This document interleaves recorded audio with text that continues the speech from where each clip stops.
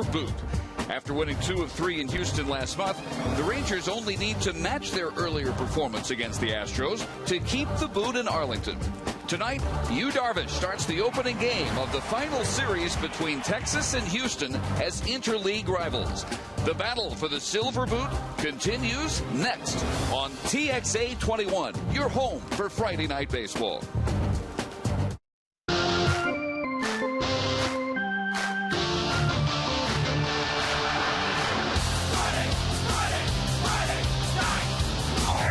A packed house on a warm Friday evening. As interleague baseball continues, these two will very soon be American League West rivals, but for now it's still the Houston Astros out of the National League to take on the Rangers. And welcome, Dave Barnett along with Tom Grieve. There is more bad illness news from the Rangers front. They will be without Josh Hamilton tonight. Yeah, Dave, it seems like almost every day for the last week or 10 days, it's either someone's going on the disabled list or someone new is sick. Today it's Josh Hamilton, who right now is in the hospital. Intestinal virus, expected to remain in the hospital maybe through the night. There's hope that he'll be able to play on Sunday. Nelly Cruz has just missed a couple of days. Derek Holland has been on the disabled list with an illness, so I don't know if it's related or not, but it certainly hit the Rangers. In his place tonight, Leonis Martin gets called up from Round Rock. He'll play center field tonight, playing great in Round Rock, so hopefully he'll continue it here in the big leagues. And it'll be HOU Darvish on the mound trying to regain his command and control after 6 walks in the Bay Area last time out. We'll have the lineups and the first pitch. Astros, Rangers straight ahead.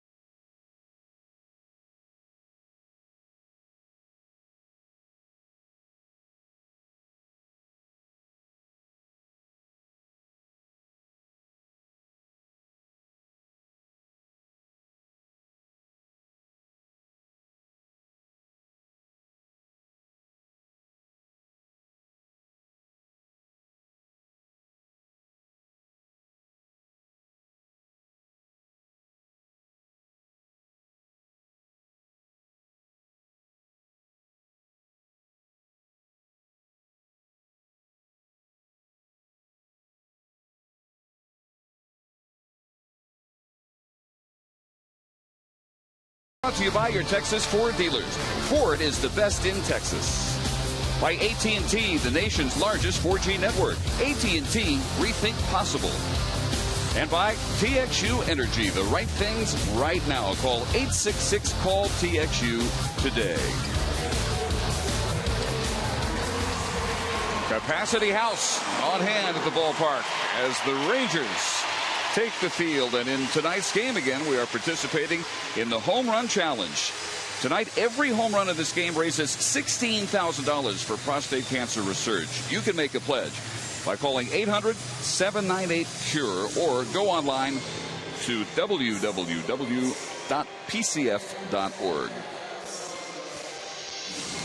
So HOU Darvish still in search of his 8th win. He is 7-4. His first interleague outing.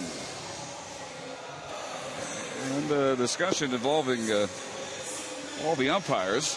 Dave Anderson, Brad Mills down there before. They're all looking down the left field line. And this is when they would go over the ground rules. Generally, there's no questions about the ground rules, especially at our park. It's not like it's a brand new ballpark. But maybe because it's the Astros and they haven't been here this year, there's something that's being discussed. Not exactly sure what it would be.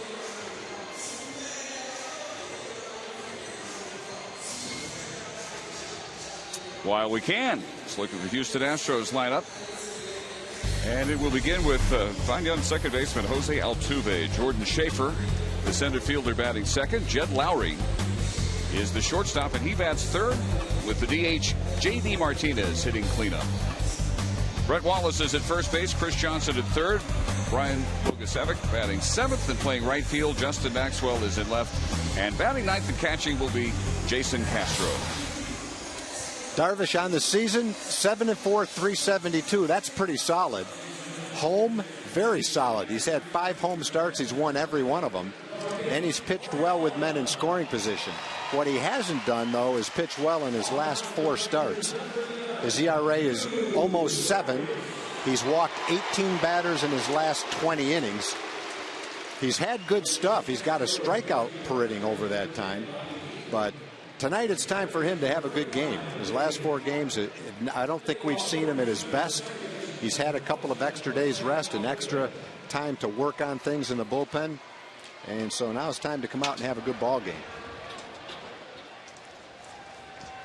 So you settled in and set to go as Jose Altuve steps up. Just turned 22 last month from Maracay, Venezuela. Signed with the Astros at age 16. And the first pitch wide.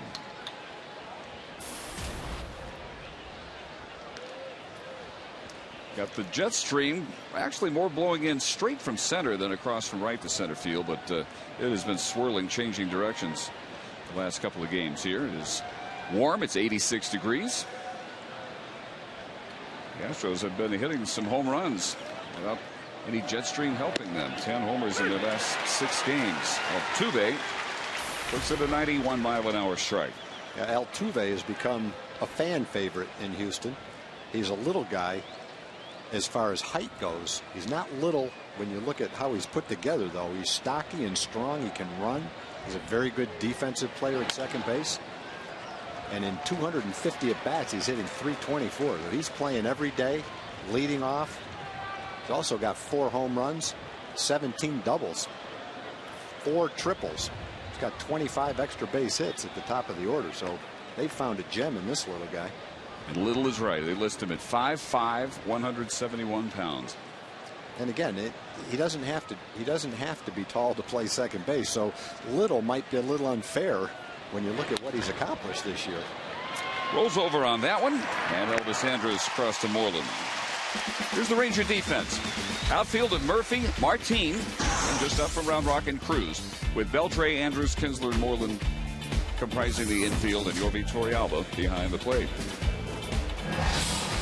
Also behind the plate is C.B. Buckner with Bill Miller at first, crew chief Dale Scott at second, and Dan Iasonia at third.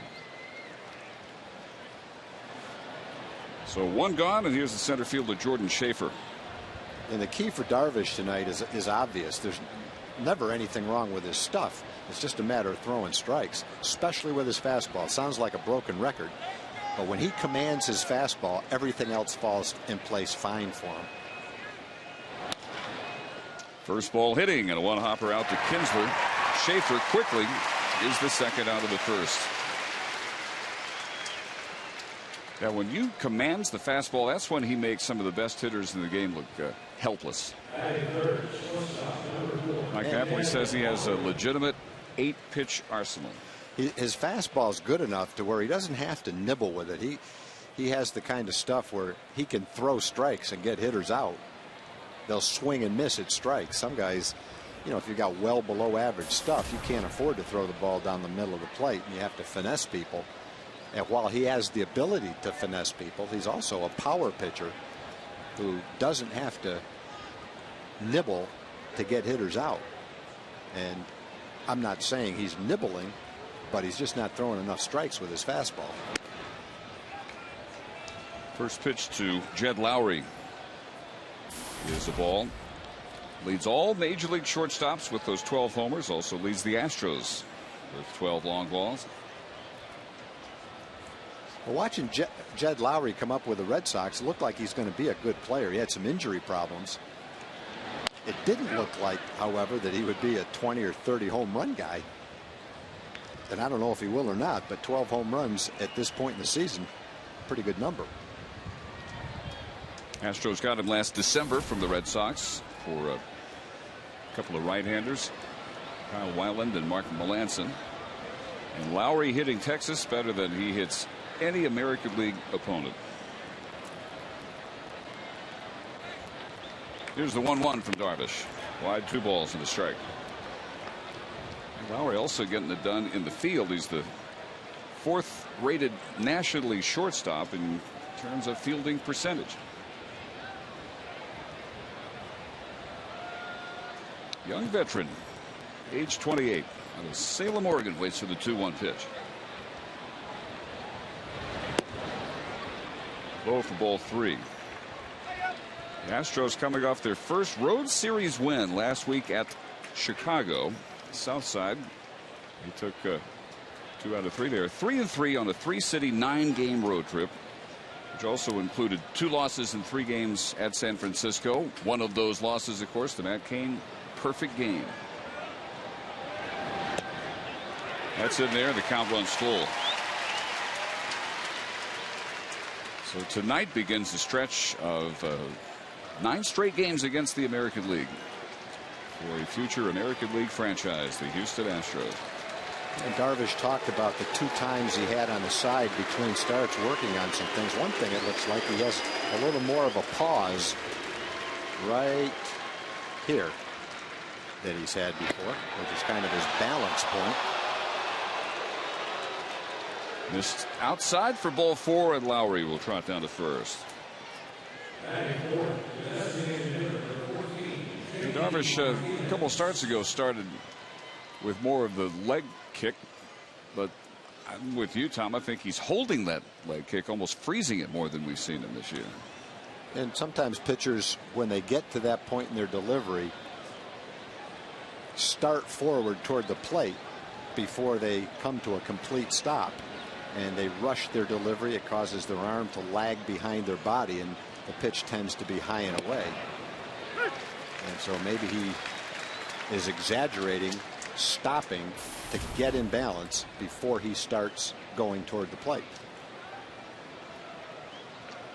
So with Lowry aboard, here's the DH, J.D. Martinez.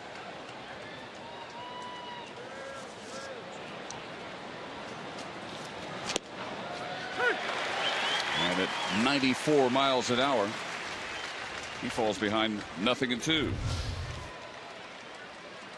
It was a good fastball right on the outside corner. Good velocity, good location. Get ahead in the count. Martinez yesterday, a grand slam off Barry Zito in a 6-3 win for the Astros at San Francisco. First slam of his career. Wouldn't chase that one. Ball and 2 strikes. Martinez also used as the designated hitter in the series at Chicago. Not because of the batting average. Well, those are interesting numbers. The more the pressure, the more the production. Put men on base and watch out. And the breaking ball gets Martinez to cap the first inning. No runs on the walk, a man left. And Ian Kinsler and the Rangers coming to bat.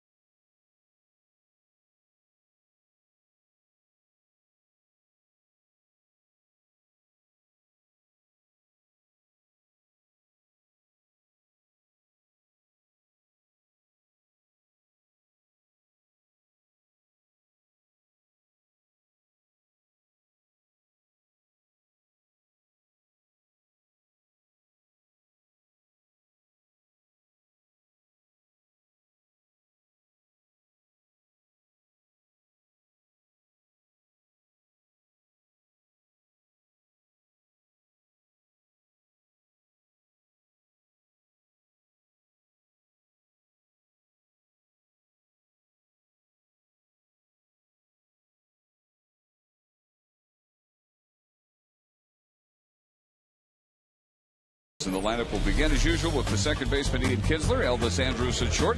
Michael Young moves up in Josh Hamilton's number 3 spot as the DH. Adrian Beltre as usual at third base batting cleanup. Nelson Cruz moves up to 5th. David Murphy hitting 6th and left. Torey Alba catching, Moreland at first. And Leonis Martin just called up from AAA Round Rock, gets to start in center against the 21-year-old from Florence, Alabama, Jordan Lyles. Yeah, last year he was one of the youngest players in the big leagues. He's got good stuff. He's very young, still learning the ropes at the big league level. 14 career road games have not gone well. 12 starts. He hasn't won one of those games yet. And he struggled a couple of times against the Rangers. And Kinsler going after the first pitch. Pops it into short right field. Brian Bogusevic makes the catch there. Astro defense, not a particularly well-rated unit. Maxwell, Schaefer, Bogusevic in their outfield. Johnson, Lowry, Altuve, and Wallace the infield, and Jason Castro catching.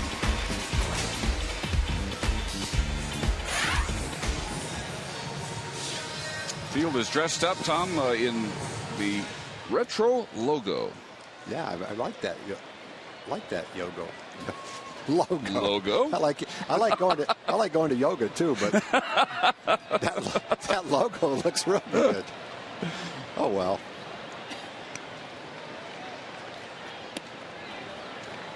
Elvis Andrus now at 291, 2 for 4 yesterday, 2 for 7 so far against Jordan Lyles.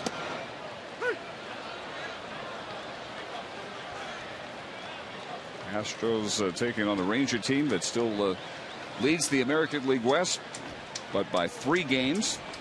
Angels host Arizona tonight, 37-27 record. Into left field, and Maxwell didn't look like he picked that up very well off the bat. It's a base hit for Elvis. No, that's the exact ball that he's not going to see out there. It doesn't matter if you have sunglasses on. That soft line drive, Elvis hit that a little bit off the end of the bat. Might be the kind of ball you don't get a good jump on anyway. But this ball probably did go right into the sun. And so right now he doesn't see the ball. He's waiting, and all he can do is pick it up on a ball that maybe if he got a great jump he would have been able to slide for and catch it. But that's what he's looking at. There's the sun as it sets behind the stadium. If it's a high fly ball, you're looking up at the blue sky, it's not a problem. It's that exact kind of ball that gives you fits out there in left field. And it only lasts, maybe 5 or 10 more minutes, and the sun will be down. Andrus aboard for Michael Young. 3 for 9 and a homer against Jordan Lyles.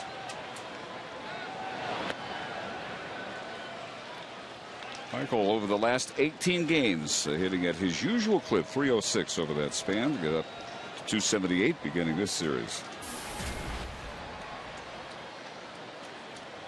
Back at DH in the home interleague games, played first base against the National League teams on the road. Rangers snapping a 3-game winning streak last night with the 11-3 loss. But they won consecutive series over San Francisco and Arizona for just the 3rd time all season. And just 1 game behind the Yankees, a half behind the Orioles for best record in the American League. Breaky ball again, misses low, 2 balls and a strike.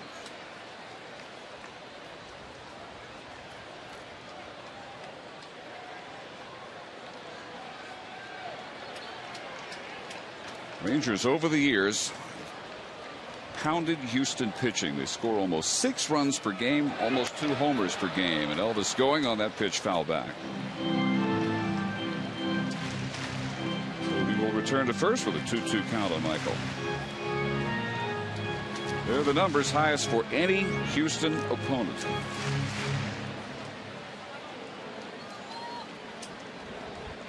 So 3 of 3 in Houston last month. Had a great shot at sweeping that series, but Rangers unable to hold on to an early 4-0 lead.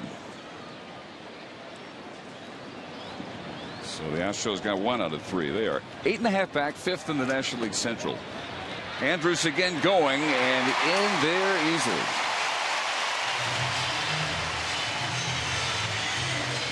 As the throw from Castro sailed on him a little bit. Stolen base number 10 for Elvis.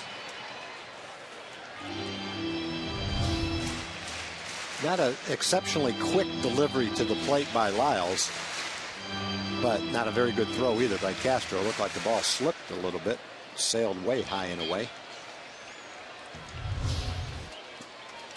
So Andrus gets himself into scoring position for Michael Young, waiting for the 3-2 pitch.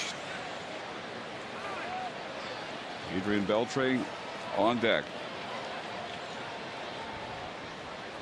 One thing yet to come back around out of his slump for Michael. Driving in runs in these situations. 3 for his last 25 minutes scoring position. This is grounded up the middle. And Altuve able to throw Michael out at first base as Elvis advances to third. That ball had a great chance of being a base hit till it hit Lyles right in the foot, deflected towards second base. The ball's right over the pitcher's mound. It looked like it's hit hard enough to go up the middle.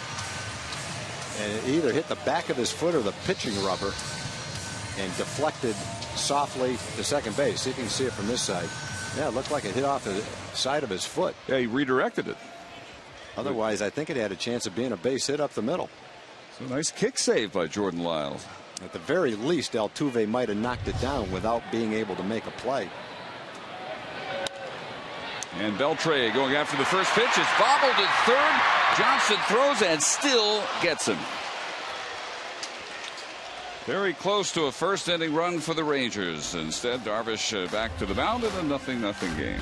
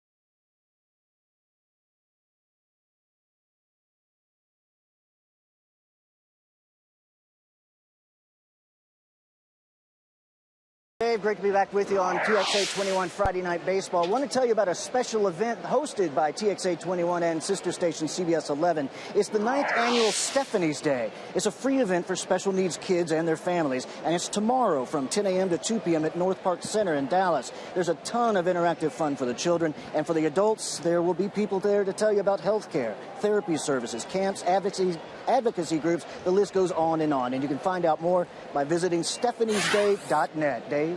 All right, Joel, thanks. First pitch, slow curve in there for a strike to Brett Wallace, the Astro first baseman. Numbers are good for Wallace. Called up recently from Oklahoma City when they had to put Carlos Lee on the disabled list, where he is rehabbing at AA Corpus. In fact, he homered last night at Frisco. Lee with the strained left hamstring. Wallace looks like he's in better shape right now than he was the last time I saw him. It looked like he was a little heavier before. Looks good now. Not that he looked bad before. He just looks like he's really fit. That is a fair ball fielded by Moreland. The toss to Darvish for the out.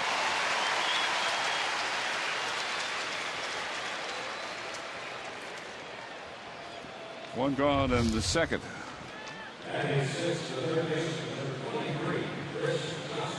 Plenty of time to make that play.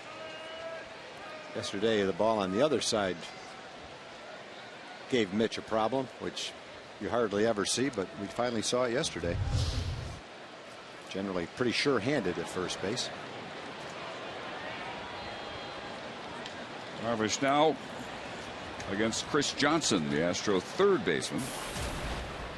Had a pretty good start this year, but he's tailed off significantly in the month of June, hitting just .225 without a homer and only 2 runs batted in. I'm looking in the media guide. Wallace is listed at 6'2", 262 pounds. And he's not 262 pounds now, it doesn't look like, so he has lost some weight.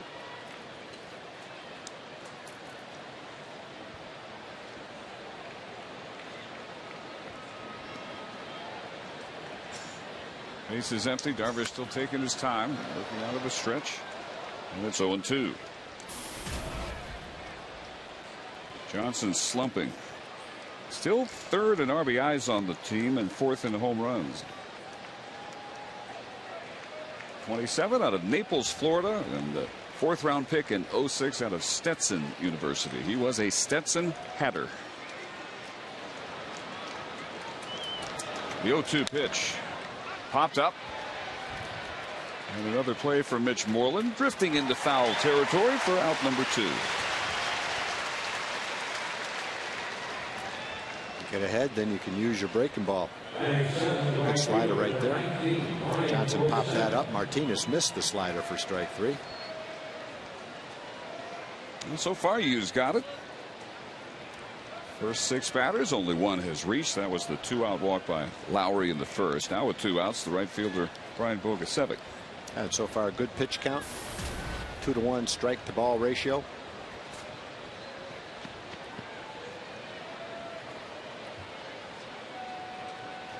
Rangers may be fortunate that Brian will not be used as a pinch hitter tonight. Another good curve for a strike. Why would you say that? Well, because when Brian is pinch hitting this year, he's a .500 hitter. He's 4 for 8. And over his career, he's a .340 pinch hitter.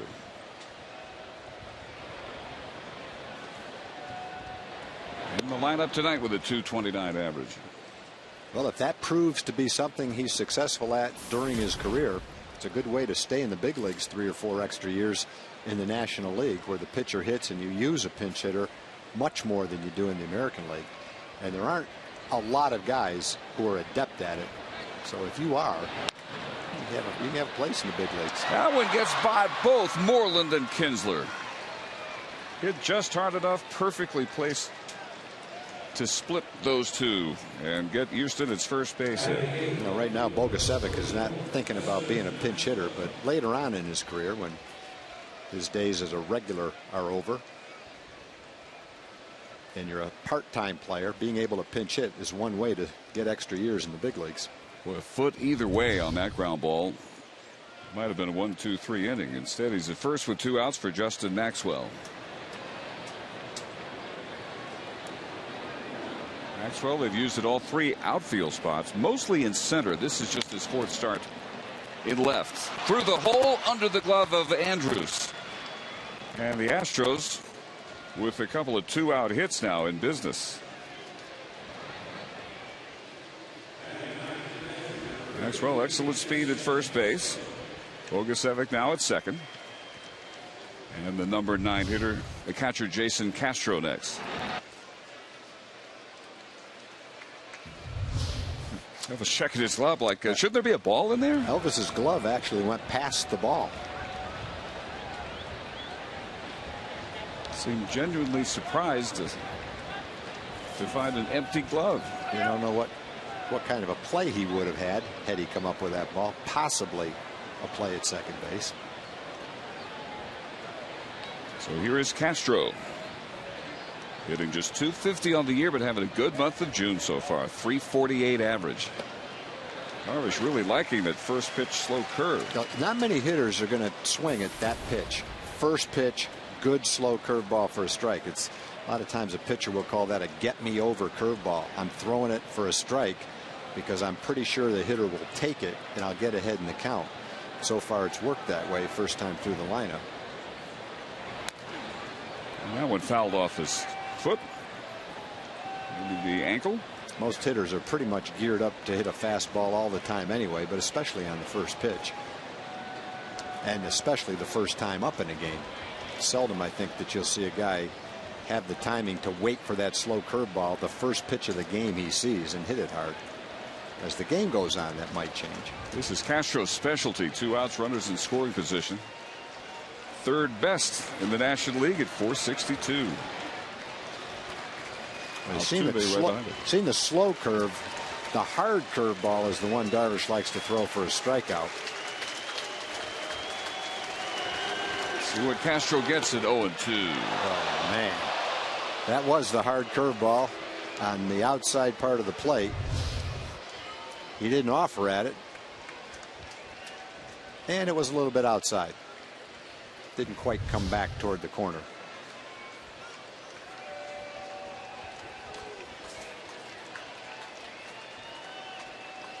One ball, 2 strike pitch is lifted in the shallow left center field, and Leonis Martin handles his first chance of the Rangers this year.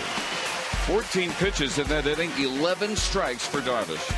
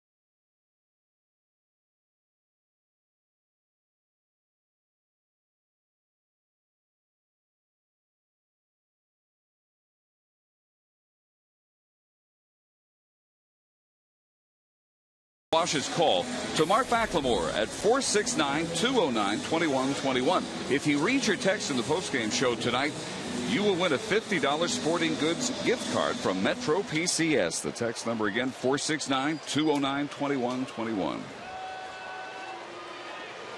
Bottom of the second. Nelson Cruz to lead things off. Only returning last night after he had not started the 3 previous games. He's battled that virus and also his own sore right Achilles because of a now discarded pair of spikes. First pitch up high for a ball. It's almost now where you wake up in the morning and you wonder what else is going to happen when you see several pitchers go on the disabled list, and then a lot of position players and pitchers getting sick. And it just keeps going like the better part of a month. That's been hanging around. Ranger fans, say hello to an old friend. Brendan Higgins is returning to TV as the new co-host of CBS 11 News this morning. He'll be joined by Adrienne Bankert, and it all begins Monday, June 25th, only on CBS 11.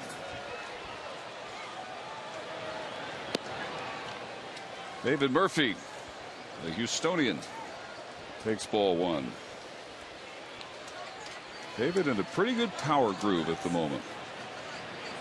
Yeah, Rangers didn't do much offensively last night except for the one swing by David Murphy when he lined that ball into the right field seats with authority.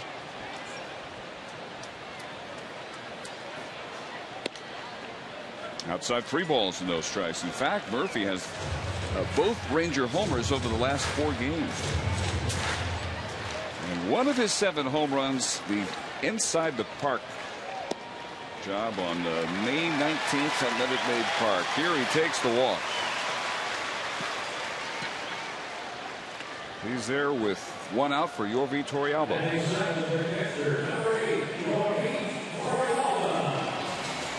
Yorvi off last night. Went 1 for 6 against the Arizona Diamondbacks on Tuesday and Wednesday. He has hit in 7 of his last 8 games. And he's seen a little bit of Lyles. Lyles actually in the majors last year went 2-2 with an ERA of right at 5 in 15 starts. Got shut down though in the final 3 months of the season with a partial tear of his rotator cuff and biceps tendonitis.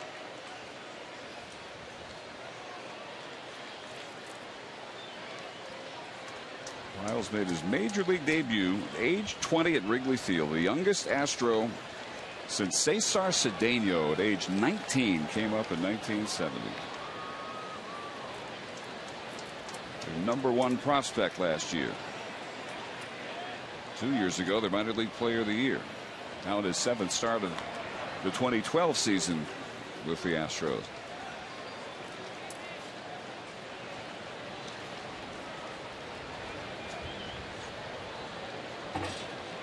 Lyles has some closing in his resume.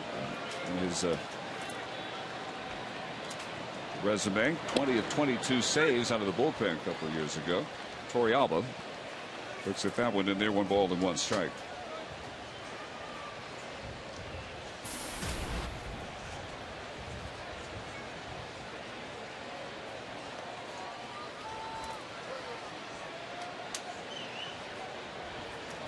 Both Lyles and Darvish working very deliberately, especially with Van on. Murphy scampers back to the bag.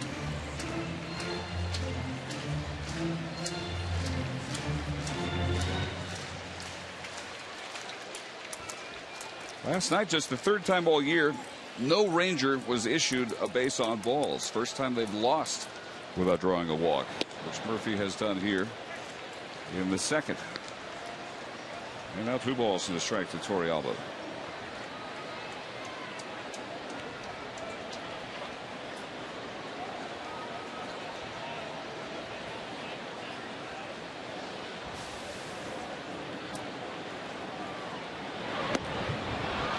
Waves at that one.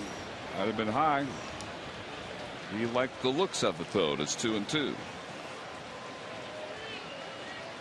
Yeah, Lyles having a little bit of a problem here after Cruz grounded out, finding the strike zone. That was a little bit out of the strike zone. Got a big one left though.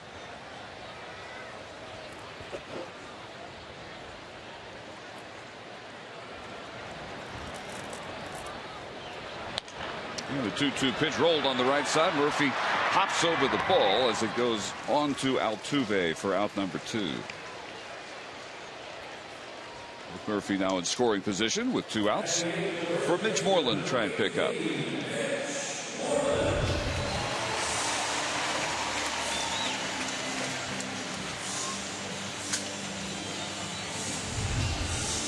Little hop and a skip, very gracefully executed by Murphy. So Rangers with a man in scoring position now each of the first 2 innings. Here is Mitch Moreland, hitting well lately. He's hitting 4 of his last 5 games at a 400 clip.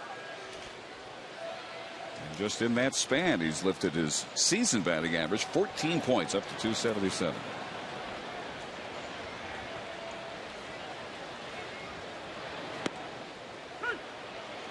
Miles taking a page from Darvish's early playbook.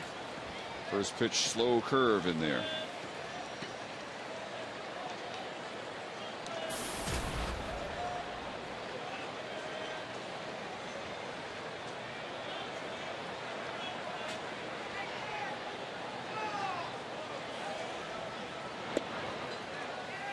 Inside. In the series against Arizona, 12 of the 13 Ranger runs scored with 2 men out. See here if it happens again. The Rangers team average with 2 out this year is 289. What about their overall average? And that is the best in baseball. Curve away this time. 2 balls and a strike.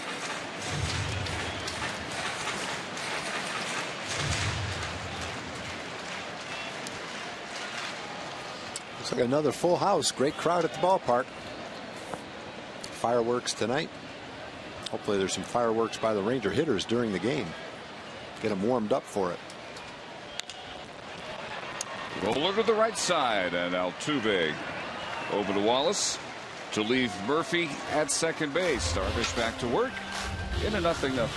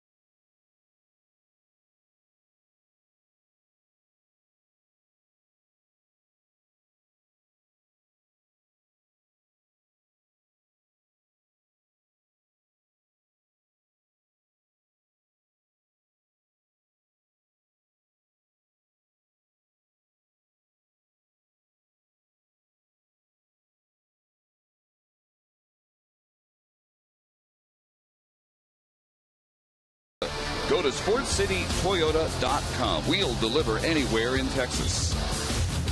And by Whataburger, proud to serve it hot and fresh 24 hours a day. Top of the order for the Astros in the top half of the 3rd inning. Jose Altuve to lead things off. He grounded to short first time up. Well, we got clashing jerseys, clashing eras. But they seem to be getting along okay. I wonder if he lost a bet to have to wear that not so classic Astro multi-stripe look. Maybe they didn't even come to the game together. Maybe they just met at the ballpark and rivals just hit it off out there. Just took one look at each other and they definitely had something to talk about. I love that old Astros jersey. Well, since they got rid of that look, they've gone with the classic, simple attire. And up and in, 2 balls, no strikes. Jose Altuve becoming a real story for Astro fans. Just turned 22. Last year's Astros minor league player of the year. He led all the minor leaguers at 389 at A and AA. From Lancaster to Corpus Christi. Yeah, that was a pretty good year. He hit 408 in Lancaster and 200 at bats. That dropped off a bit, only 361 with Corpus Christi. It his major league debut last July 20th. He's almost a 330 minor league hitter. Well, he works a walk. That's the second issued by Darvish.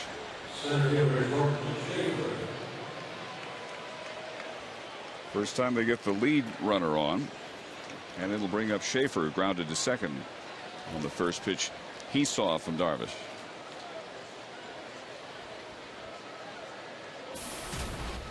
Schaefer's average plummeting, now 2 for 24 in the month of June. Well below half the Mendoza line in his case. Altuve back at first.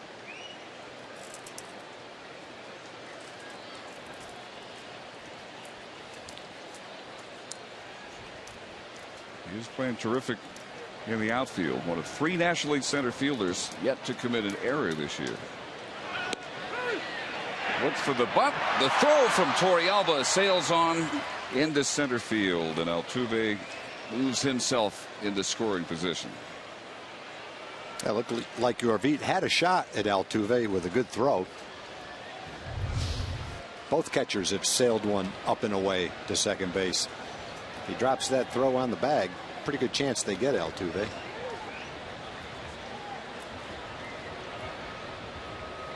Like it might well have been there in time.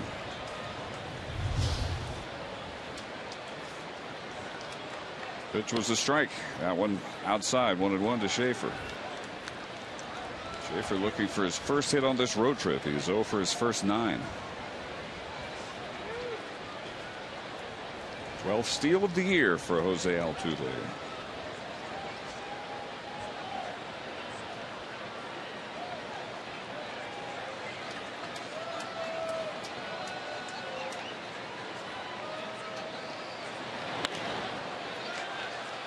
Back out of play, 1-2.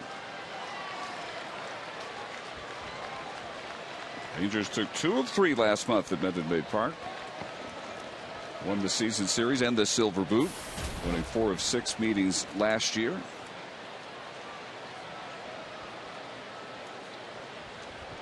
Numbers for Schaefer, he's about 80 points better with runners in scoring position than his overall average.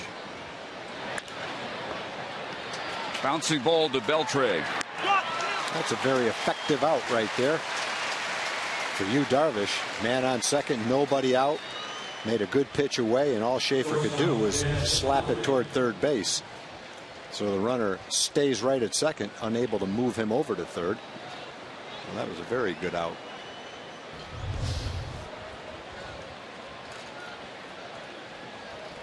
Darvish now to face the shortstop Lowry.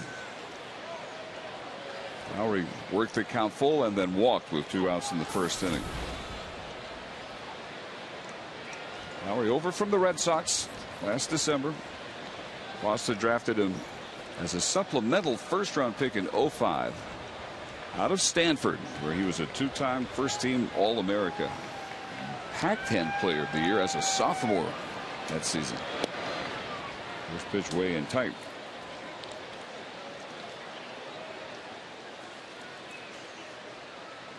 He's fought injuries. He last 3 years went on and off the disabled list 4 times. Limited to 88 games last year.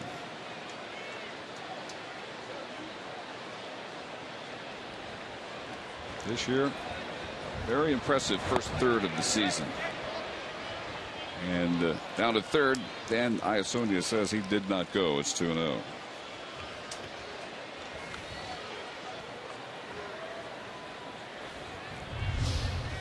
Looked like he held up in real life.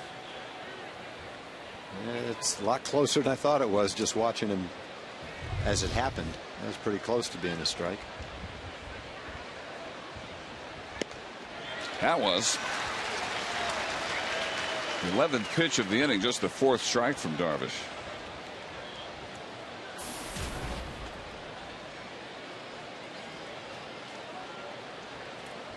He has not been good in these situations this year. Still driven in 28 runs. 12 homers, 3 of those in the last 7 games. Sharply hit just off the glove of Kinsler, and out it goes to right field. Brings in Altuve, and the Astros take a 1-0 lead. Yeah, if that ball doesn't touch Ian's glove, then Nelly's got to play at the plate. When it touches Ian's glove, it slows down so that when Cruz gets to the ball, there's no play at the plate. Altuve has nice speed.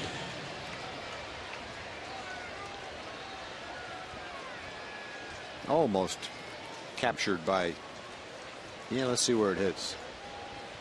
Yeah, just off the fingertips. Lancing blow. He spoiled us by showing with such regularity his ability to make that play. Not quite there. RBI number 29 for Lowry. J.D. Martinez fouls the first pitch off. He struck out his first time up on 3 pitches to end the first inning.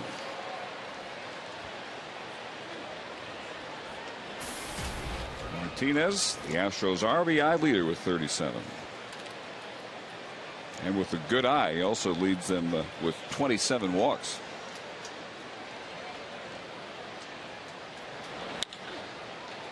There's a nice stop by Elvis to second for 1. On to first. Some acrobatics there by Elvis Andrus to start the inning ending. 6-4-3 double play.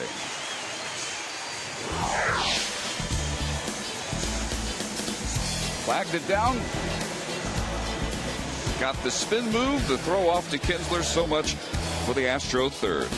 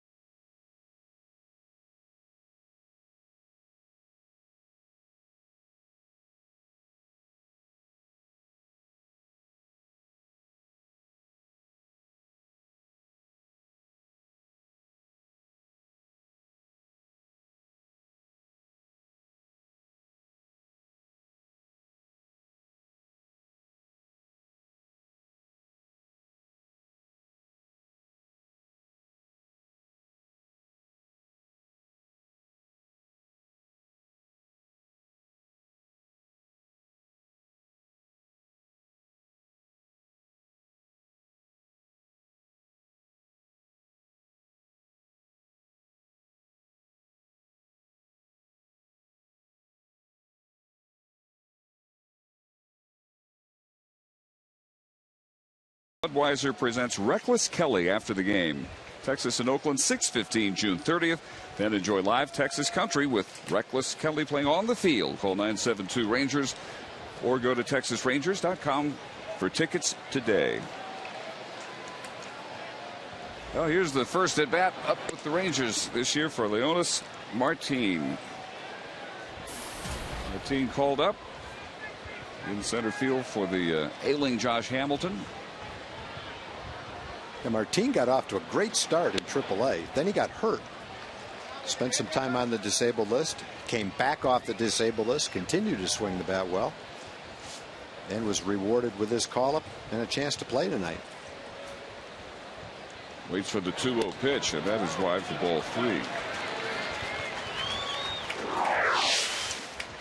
Again, Josh Hamilton spending at least some time in the hospital with an intestinal virus, which he believes caught from his family, not necessarily the one that's been floating around the Rangers clubhouse. And Martin at his first at bat works a 4-pitch walk. Second one of those issued by Lyles already. Lyles wanted no part of Martin in that at bat. And a look at a Ford leaderboard. Ian Kinsler, 4th among all Astro opponents in lifetime batting average. An active group, 343, just behind Ramirez, Votto, and Braun. Lyles had a similar walk to David Murphy with 1 out in the second, but now you've got the leadoff hitter on with speed and the top of the order up. See if the Rangers can get a nice rally going right here.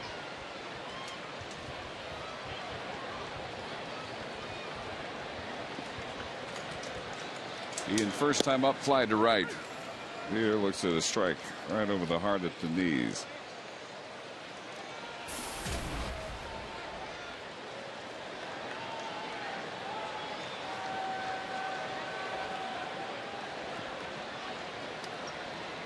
Well, it seems Lyles gets more deliberate with every pitch.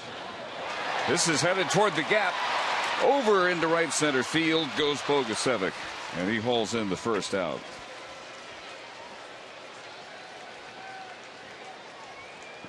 Looked and sounded good right off the bat for Ian Kinsler that time. Yeah, just didn't really drive that ball. I'm not sure he hit it on the good part of the bat. Just hung up there.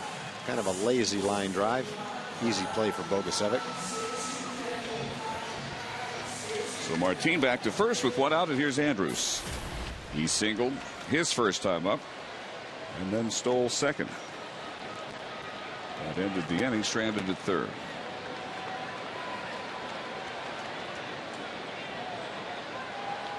Johnson edge of the grass at third base. Double play depth in the infield. And the first pitch in there for a strike.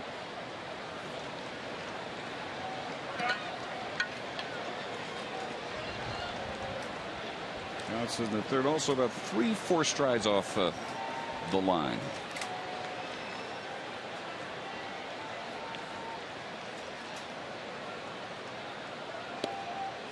Inside, 1 ball and 1 strike.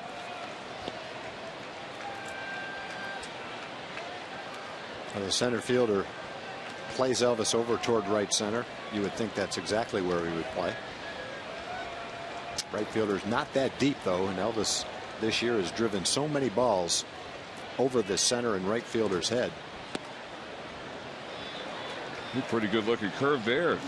C.B. Buckner says it just missed, and it's 2-1.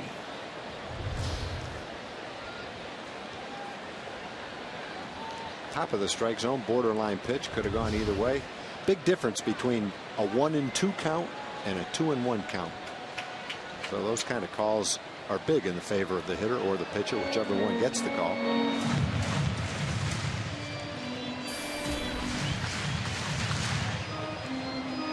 Lyles needing to be wary of the speed of Martin at first.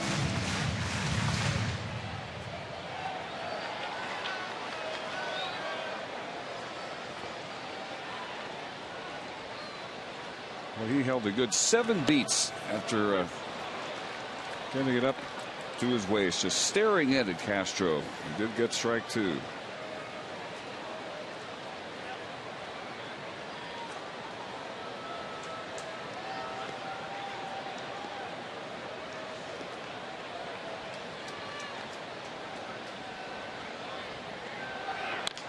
And with the runner going, it is chopped to Altuve, moving to the left side of the bag at second base. And he throws Elvis out for out number 2, but Martin gets to second. It's the 3rd straight inning that the Rangers have gotten a man to second base. They haven't been able to get that hit to bring him in yet, though. Well, Michael Young's turn now. He grounded out to Altuve his first trip.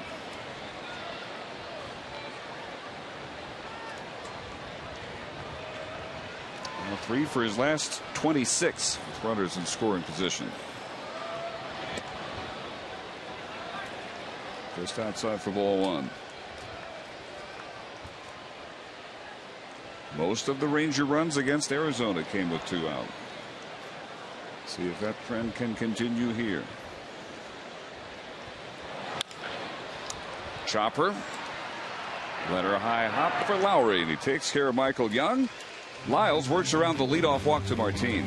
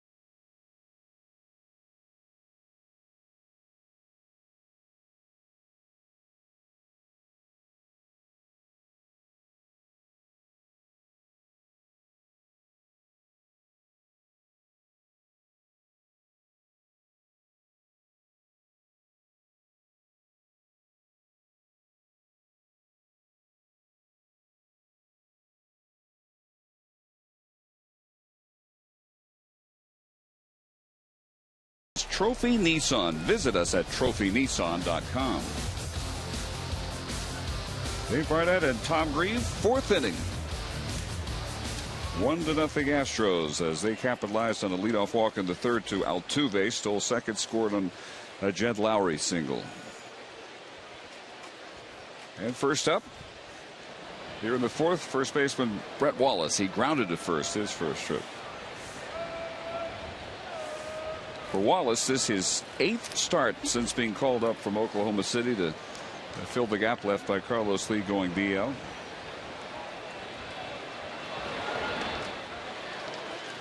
First 7 starts, he has hit .400 with 2 homers and 4 driven in. And again, Darvish gets a good result on that first pitch. Slow, sweeping curveball.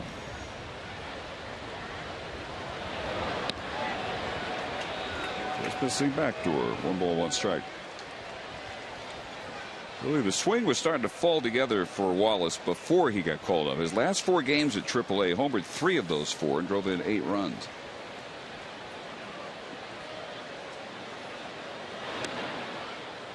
Two balls and a strike. Wallace, 25, out of Marin, California. First round pick by the Cardinals in 2008 out of Arizona State, where he had a Pac-10 Triple Crown as a sophomore. Sharply through the right side of the base hit.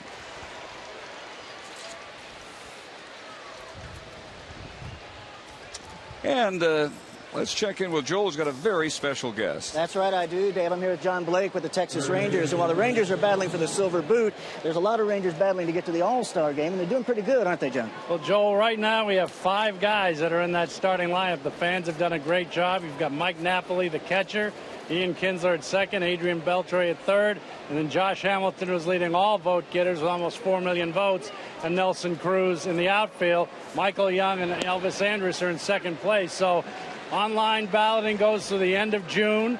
Balloting here at the ballpark continues through Sunday, so everybody needs to just get out and vote and keep all those Rangers in the All-Star game. All right, thanks, John. Need to get out there and vote. Send those guys to Kansas City, Dave. Yeah, kind of fun to watch the ballot stuffing that's going on. can vote up to 25 times.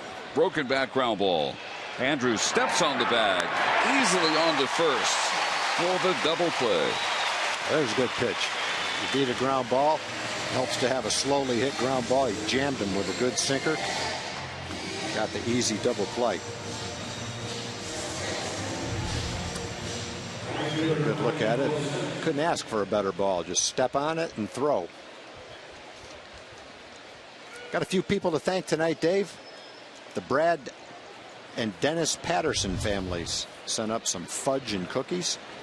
Thank you very much. Haven't tried the chocolate eclair cake yet from some huge fans. The Deaver family, Brian, Jill, Lauren, Chloe, Natalie, Sophie, Isabel, and Danny. We've never had a chocolate eclair cake, so it's in the refrigerator right now. People are waiting for that sometime during the game, I guess.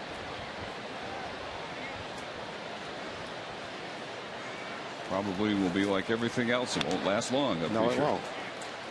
Also, thanks to Martin and Kelly. They're from Fort Worth. They have their cousin with them tonight from Alaska. The only thing he wanted to do when he got here was go to a Ranger game.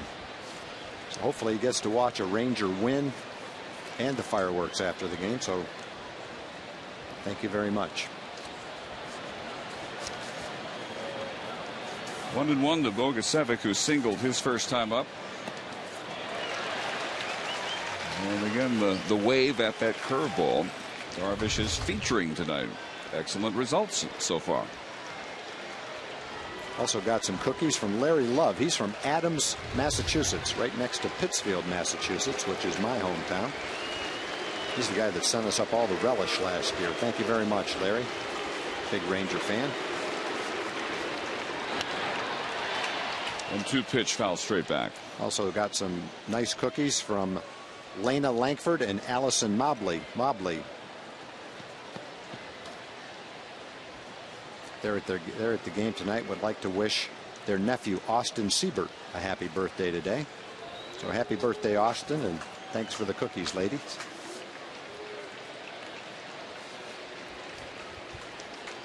One ball, two strike pitch is way low. 2-2. Want to thank the cookie lady, Shirley Coast, for the pineapple pecan with caramel icing cookies. Thank you very much, Shirley. We want to say hi to Josephine Brager, an enthusiastic 92-year-old from Corsicana, Texas. She often wears her Ranger jersey while watching the games on TV. She lives in the Heritage Oaks Retirement Village. So, Josephine, thank you very much for being such a big fan. Hope you've got your Ranger jersey on tonight, and hope you've got a lot to cheer about as the game goes on. There's something to cheer about. So much for the Astro fourth. Bogusevic, strikeout victim number 2 for HOU Darvish.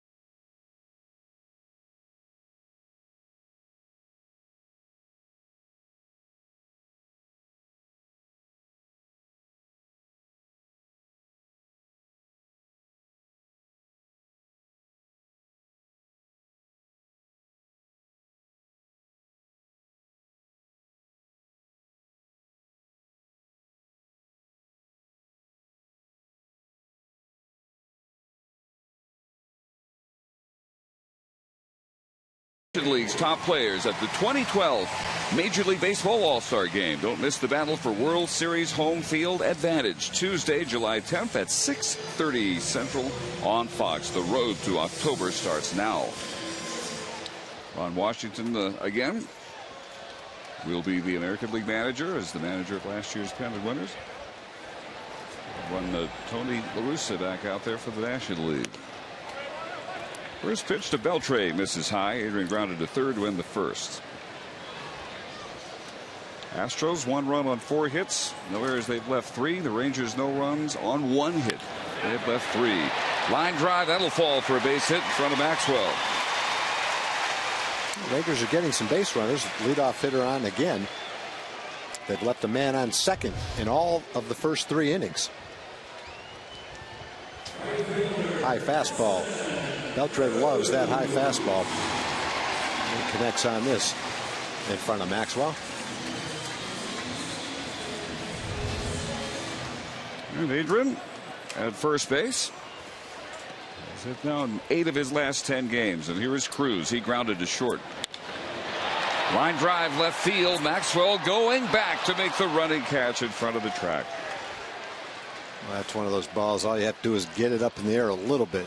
It's either over his head or over the fence. It was a breaking ball that stayed near the middle of the plate. Nelly hit it hard. Unfortunately, just couldn't get it over Maxwell's head. Maxwell gives it a little jump. Guess he didn't want to extend his arm.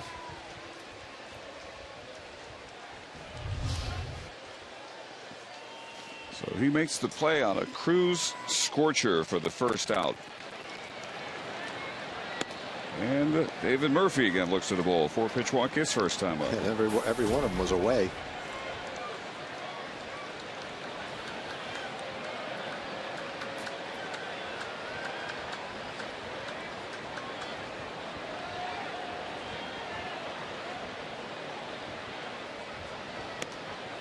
That one on the outside half, but it stayed there for a strike. Jordan Lyles out of Hartsville High, South Carolina. 3-sport star, baseball, football, basketball. Had committed to play football for South Carolina. He was an all-state wide receiver from the high school that also produced Albert Hainsworth, future NFL defensive lineman.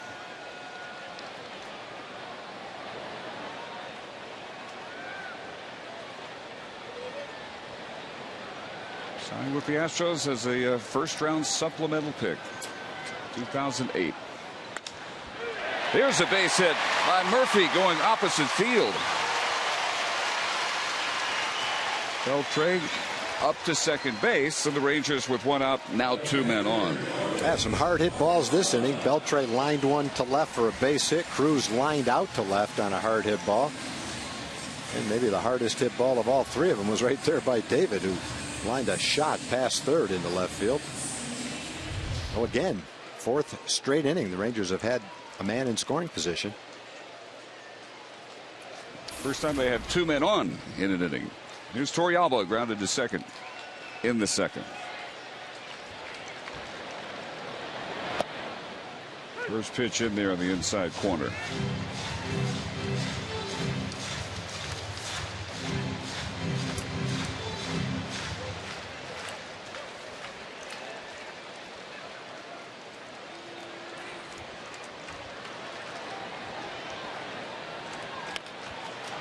A foul at the plate. 0-2. One thing Lyles has featured more this year, worked in spring training about improving his curveball grip, making it harder and with a sharper break. It's been a pretty good pitch so far tonight when he's gone to it. He throws hard. He's got the late life. Come inside with the fastball, the cutter. And he likes to throw the change on the back door. Torrealba lays off the 0-2 pitch.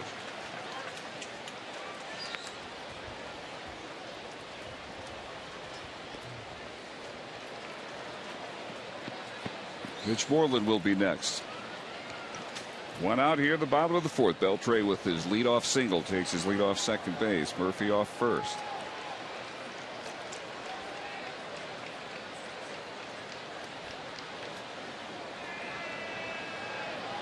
Stepping off the rubber, another few seconds to think about it.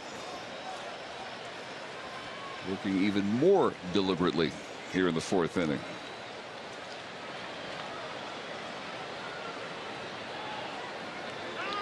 Couple of looks back at second. And then steps off, so you hear the fans calling for a ball.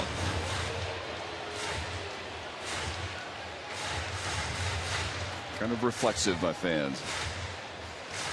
They hate the look to third, look to first move. Thought that Lyles had maybe done something against the rule book, but it's 1-2. 2 balls, 2 strikes to Torrealba.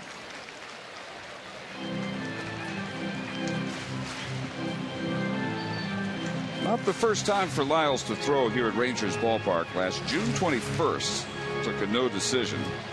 Game he pitched very well in. 3 runs in 7 innings. Rangers ended up winning it 5-4.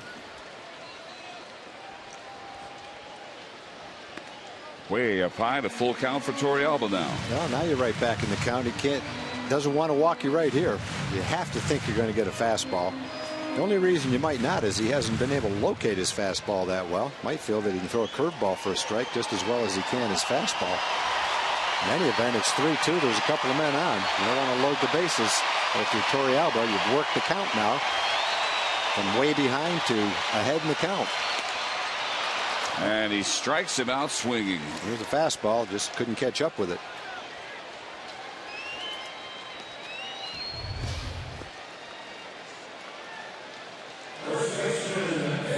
Borderline pitch. You don't know which way that would have gone.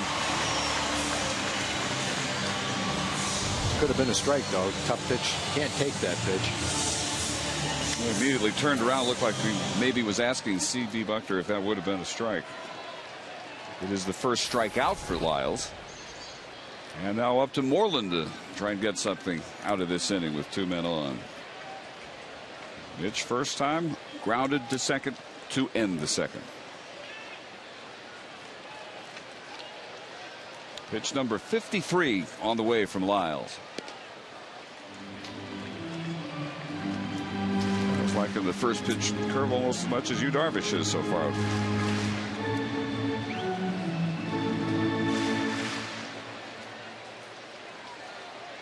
When Lyles was called up from Oklahoma City, he was unbeaten 5-0.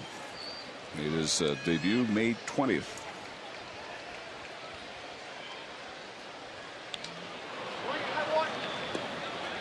Same pitch. 1 ball, 1 strike for Moreland. Rangers so far tonight are 0 for 5 with runners in scoring position.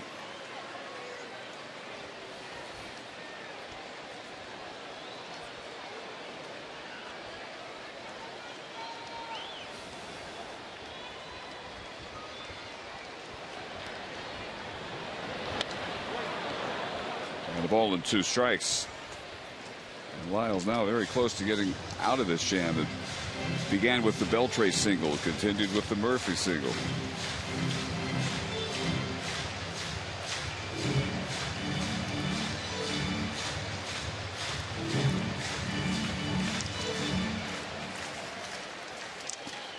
Game 2 of this series. Tomorrow a 6:15 start, and it will be on Fox. Justin Grimm's major league debut for the Rangers against Lucas Harrell for the Astros. 2 o'clock Sunday afternoon, Fox Sports Southwest. Colby Lewis on the mound for the Rangers. The final act of the 2012 Silver Boot Series. They're just trying to hang on to the boot.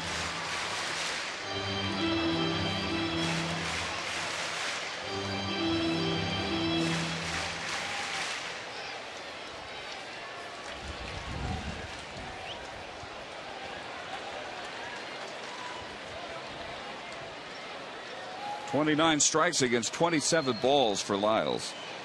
Up on Moreland, though. A nice stop by Castro, 2-2.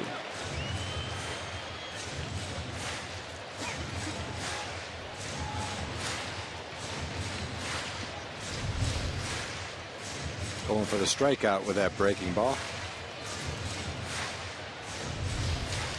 And Mitch has seen all his pitches, seen the curveball, seen the fastball.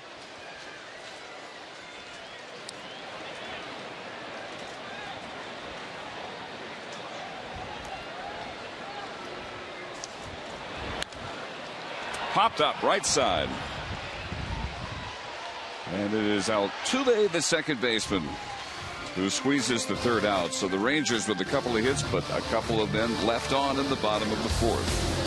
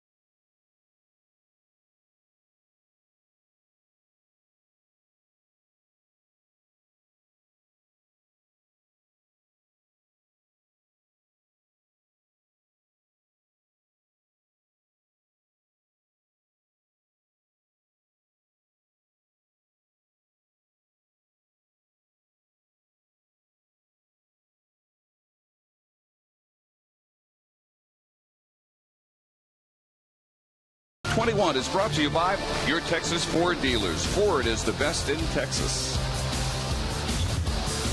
Well, we are through 4, 1-0 Houston. They'll have their 8, 9, and 1 hitters. Justin Maxwell, Jason Castro, and Jose Altuve here in the top half of the 5th. Darvish threw 4 at 55 pitches, 35 for strikes. Came all the way from Japan to watch you, Darvish. Continues to be a big draw. Lots of attention wherever the Rangers go. It seems to be growing by the outing here at home for you. First pitch to Maxwell is foul back. He singled his first time up.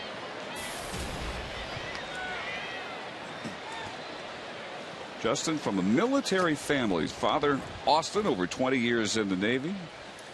And became, for 5 years, the personal dentist to the president and the first family in the Clinton era, and into first couple of years of the George W. Bush era.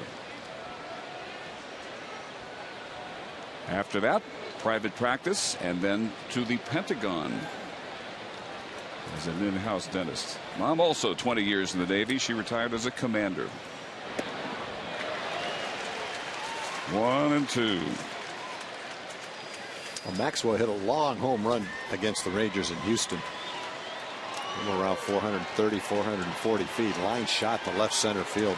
Just jumped off his bat. He's got some pretty good power. A little bit prone to the strikeout, however. There's one. Second straight for Darvish, and his third on the night.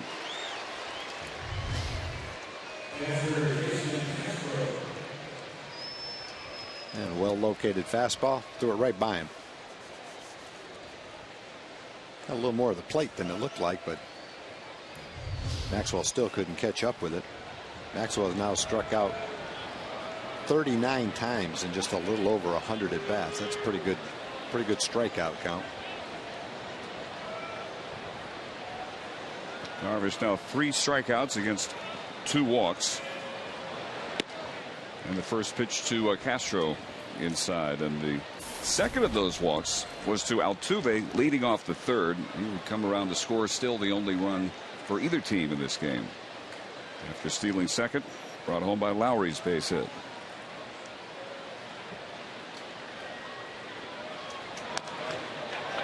The two have been well out of the strike zone. Castro, though, just dropping the head of the bat down, fouls it off.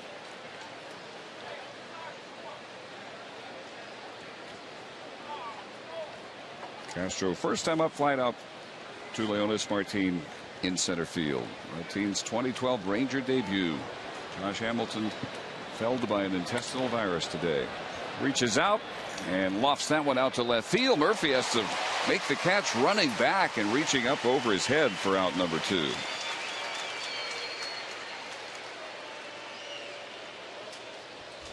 So 2 outs here in the 5th. Time for our AT&T trivia question. On Sunday, Jose Altuve stole home and homered in the same game. Who was the last major leaguer to accomplish that feat? Well, you're really talking a small sample there. First of all, you just look at whoever's stolen home. That's such a rarity. But to homer and get that steal in the same game. Well, one of the best at stealing home used to be Rod Carew. Wasn't a home run hitter, though. A lot of times the steal of home plate today is men on first and third. The man on first steals second. The throw goes through and the guy comes home, and it counts as a stolen base, a steal of home. The true steal of home is when you look at the pitcher, and when he starts his windup, you try to beat the throw to the catcher, the pitch to the catcher. That's a true steal of home. But nowadays, way more than in the old days, the pitcher pitches from the stretch with a man on third base and pretty much eliminates. You can't steal home if the pitcher's in a stretch. Has to be in a windup.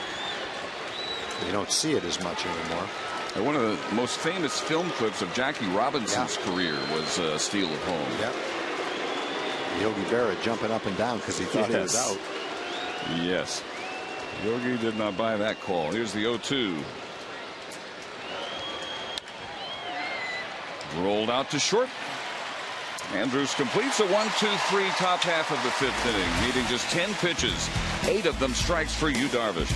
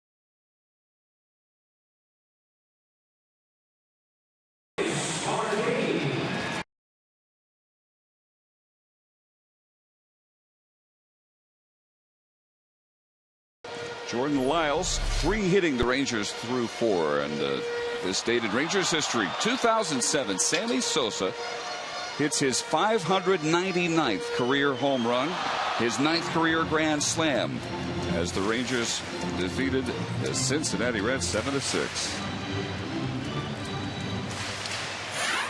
Sammy in his second go around as Ranger property. Dave, we just got an extra delivery of cupcakes. Compliments of Ashley Jones from Weatherford, Texas. Thank you very much, Ashley. Leonis Martin took a 4-pitch walk his first time up. That was leading off the third.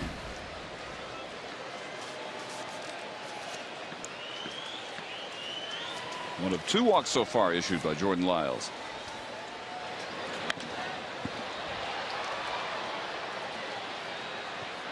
One ball, 1 strike to Leonis. Spent all season with AAA Round Rock, hitting .344 in 31 games, 5 homers, 22 RBIs. .361 average against right-handed pitchers, .321 against left-handed pitchers.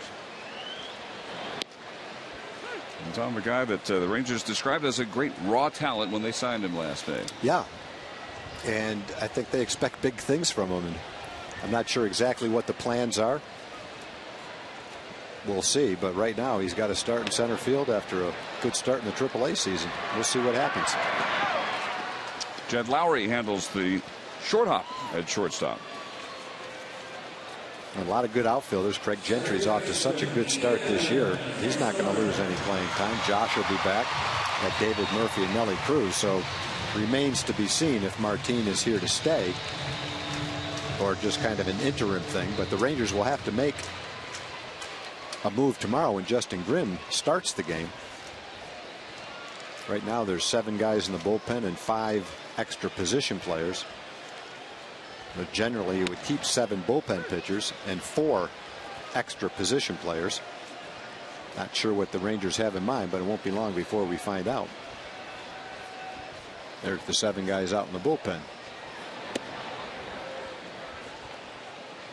And Kinsler taking ball 1, 1-1. First 2 trips he's flied out to Bogusevic in right field tonight.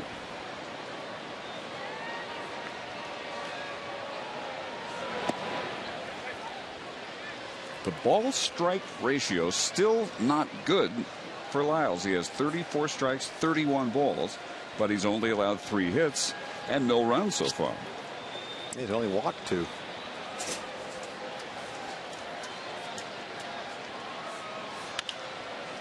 Another ground ball, 9th ground ball out. If Wallace had been able to pick that throw from Johnson,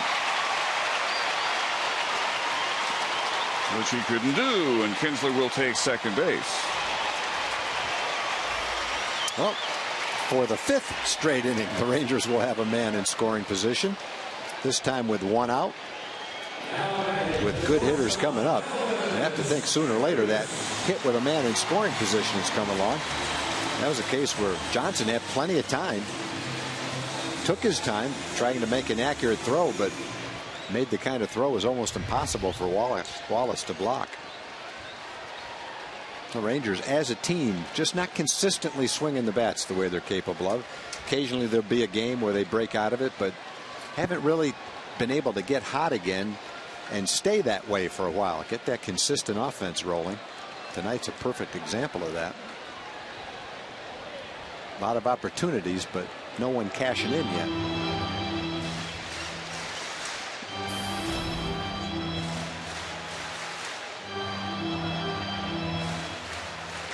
Rangers 0 for 6 so far with runners in scoring position.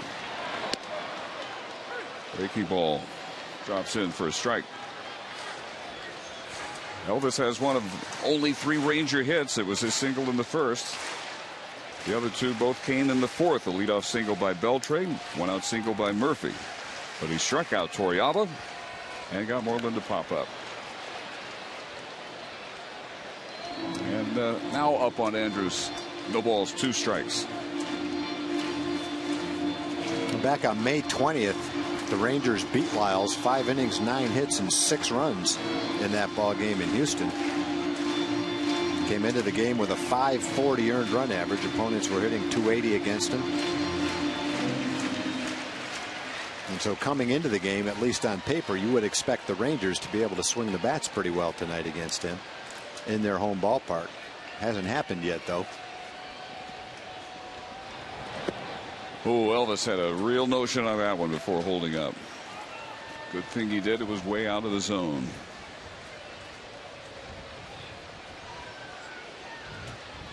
Napoli eye view from the Rangers first base dugout.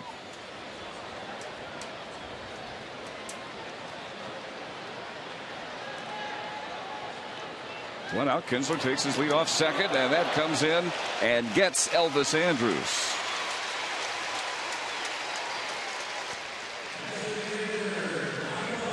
Elvis reaches the hard way. There are 2 on with 1 out. The old hit the uniform right there. Second hit batsman for Jordan Lyles this season. So Elvis at first, Kinsler still at second with 1 out. All right, here's a rally. An error and a hit by pitch. You got to cash in on this. Rangers have had men in scoring position. A couple of times it's been a guy that got on base by a hit. Twice it's a guy that got on base by a walk. Now it's a guy that got on base on an error. So cash in now. First ball hitting. Michael Young, base hit into center field. Kinsler scores to throw to third off the bag, and a tie game. Well, sooner or later, someone was going to get that hit with a man in scoring position.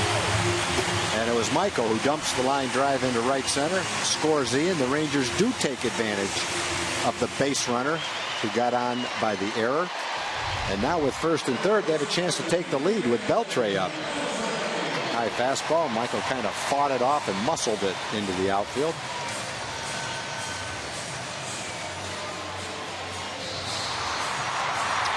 Fifth run batted in for the season for Michael Young. So there's the run in. Runners at first and third. Still only 1 out for Beltre. But first, Doug Brocail, Astro pitching coach, out for a visit. I'm sure what he's saying to Lyles is, hey, look, don't do anything differently. You're throwing the ball fine. Got the quick out. Ground ball by Martin. And Kinsler hit an easy ground ball that Johnson threw away. Then he hit Andrus, and Michael didn't really sting that line drive to right center field. But the Rangers are in position to take the lead anyway. Adrian tonight had grounded to third, and the leadoff single in the 4th. And he wails on that first pitch up at 93.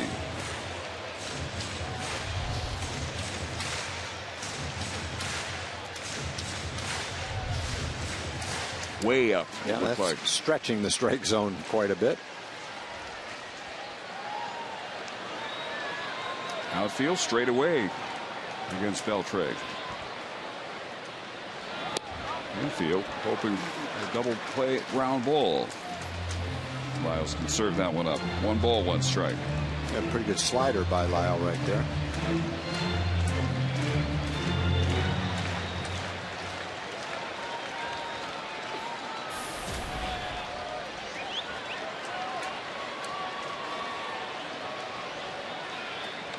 Adrian.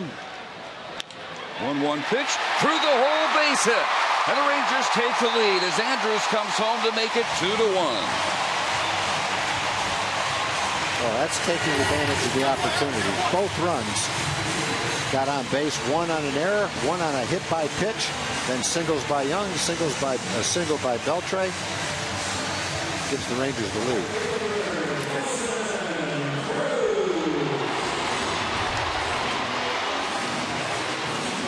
Hanging slider stayed right up in his eyes that he ripped past Lowry. Full layout, didn't really get all that close to it as it turned out. Beltre with his 39th run batted in has put the Rangers on top. And here's Cruz. Nelly tonight is grounded to short, and last time up retired on a nice play on a line drive to left by Maxwell. So 0 for 2 on the night. Something else that's got to give. Nelly Cruz has only driven in a run in 1 of his last 14 games. That has got to turn around, maybe right here. I almost hit him twice.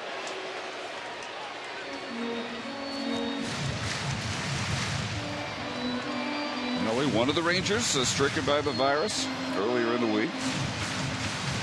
Just short us, Josh Hamilton spending some time in the hospital today with an intestinal virus, which he believes he caught not from the clubhouse but from his family. So it's been Jonas Martin in center field, and Michael Young, the DH, batting third. As the Rangers adjust around yet another teammate illness. See what Cruz gets here at 2-0. Third one, it almost hit him.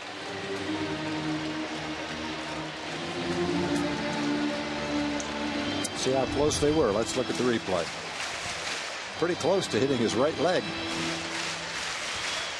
3-0. Nelly hit a bomb 3-0 in Anaheim. See if he's swinging 3-0 right here. I bet he is. Sure enough. But into shallow center field. Schaefer coming in. He can't get it. It falls for a base hit. And the bases are loaded. Well, that's not exactly what you're looking for, swinging 3-0, but the Rangers will take that bloop single. That's what Ted Williams would say to the hitter. If it's 3-0 and you're swinging, you can't be late. You can be early, but you can't be late. Don't get jammed. But Nelly made it work for him anyway.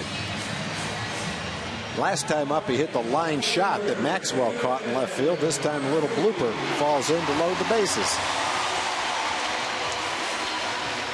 That's taking advantage of the 3-0 count. Nelly, nice going. Fernando Abad now loosening up out of their bullpen.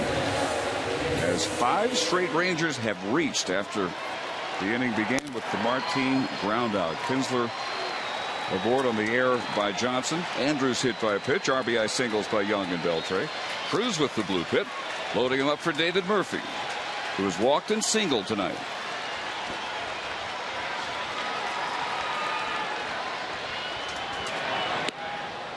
Curve for a strike. Great chance here to break this one open. Give HOU Darvish a little breathing room. A couple of shots to do it.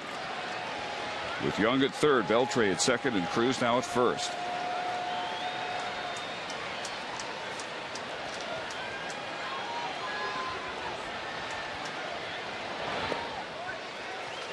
In the dirt, another nice block by Castro behind the plate, and it's 1-1.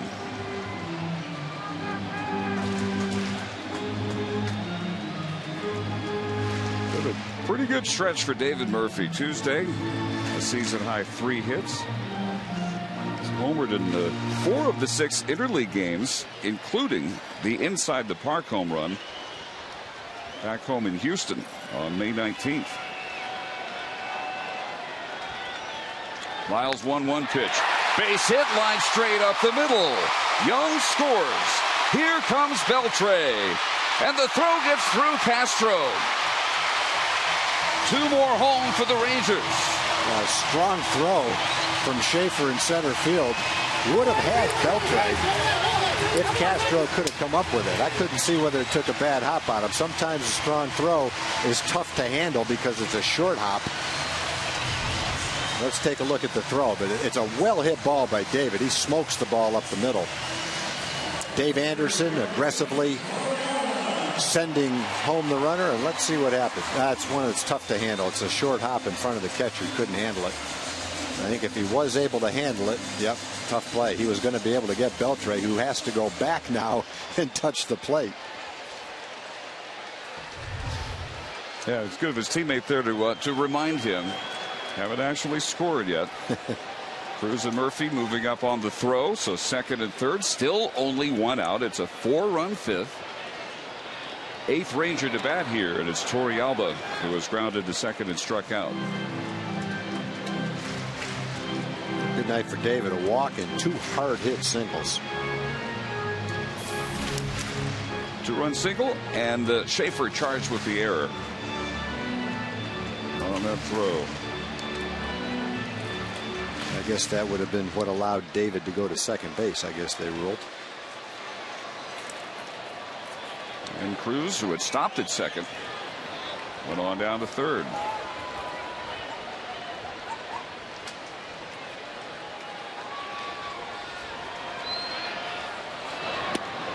Oh, 1 pitch right in there for a strike, and now Torrealba in the 0-2 hole.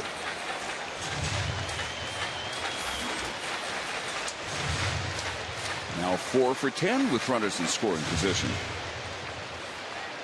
After a slow start through the first 4 innings of this one. Well, Lyles looked like he was on the way to a fairly harmless inning before the third baseman threw away Ian's easy ground ball to third. That would have been 2 outs and nobody on. with the looper. Long run. Bogasevic can't get there. Cruz is home. Torrealba drives in his 7th run of the season. It's 5-1.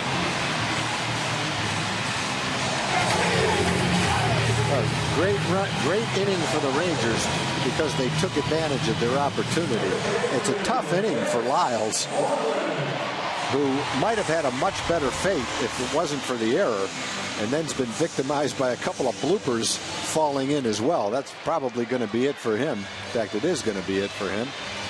But he actually pitched pretty well tonight. Certainly deserved better than what this inning has unfolded like. Is a burning thing,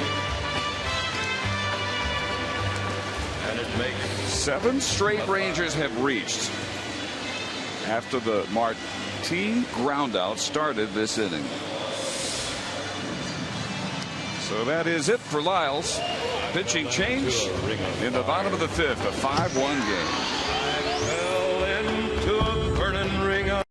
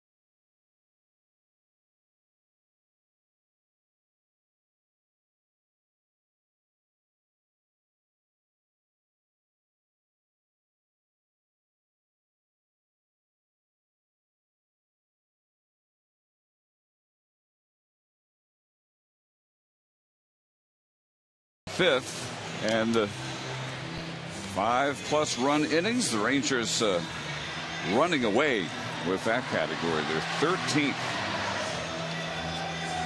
As 7 straight Rangers have reached, that brings in the lefty Fernando Abad, 26-year-old from the Dominican Republic.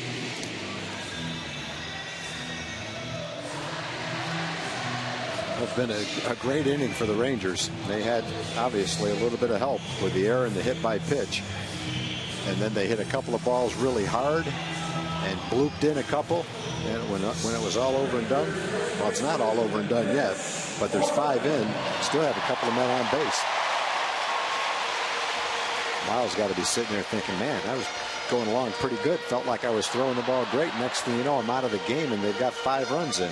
Everything was falling in for the Rangers this time, aided by a couple of those errors. So the Rangers bat around now as Moreland steps up 0 for 2. He's grounded to second and popped to second.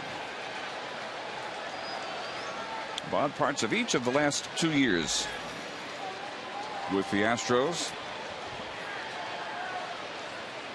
Sometime a AA Corpus and AAA Oklahoma City as well. In his first pitch in the lefty-lefty matchup, in for a strike.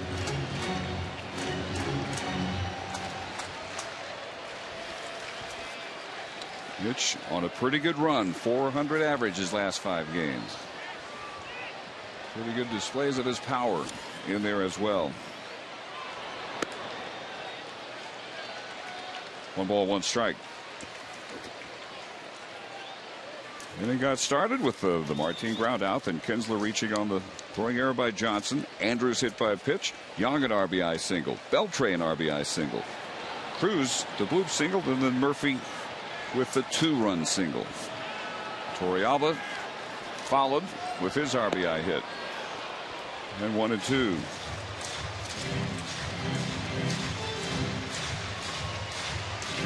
For the first 4, the Rangers being shut out on 3 hits. 5 runs, 5 hits so far here in inning number 5.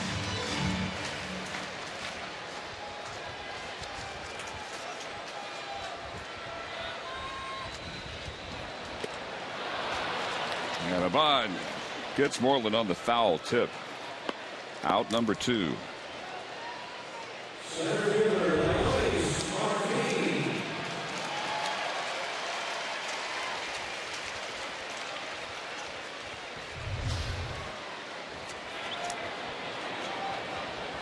So Moreland 0 for 3. And Leonis Martin, who has walked and grounded out, will step up. But first, time for another conference. Tom, I think this may have to do with the fact that Martin is just up. They don't have the same book on him. Possibly. That's the only thing I can think of. He just struck out the one lefty. You got another lefties in there to face. And it might have something to do with that.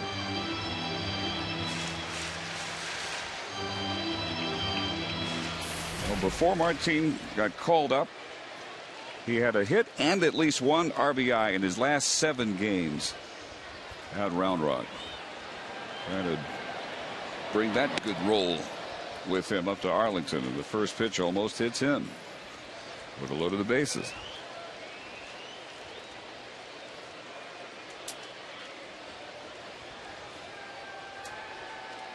Five straight hits.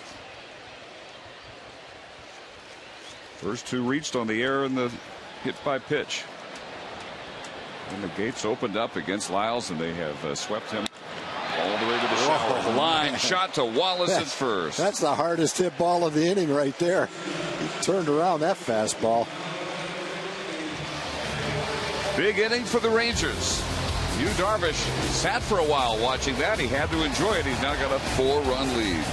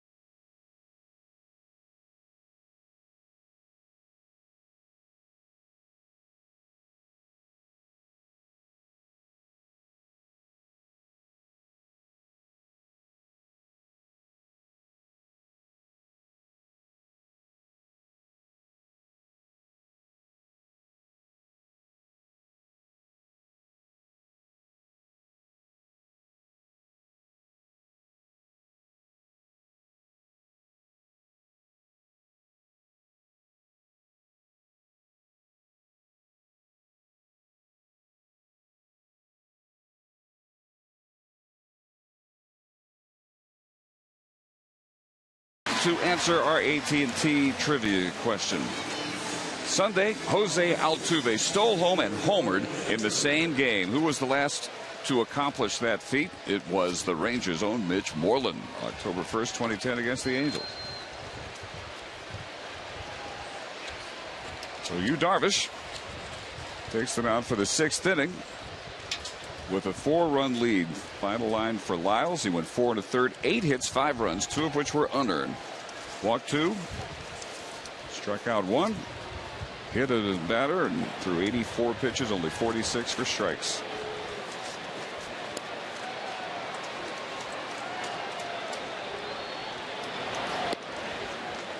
And now Darvish in search of a quick shutdown inning. He starts Schaefer with the strike.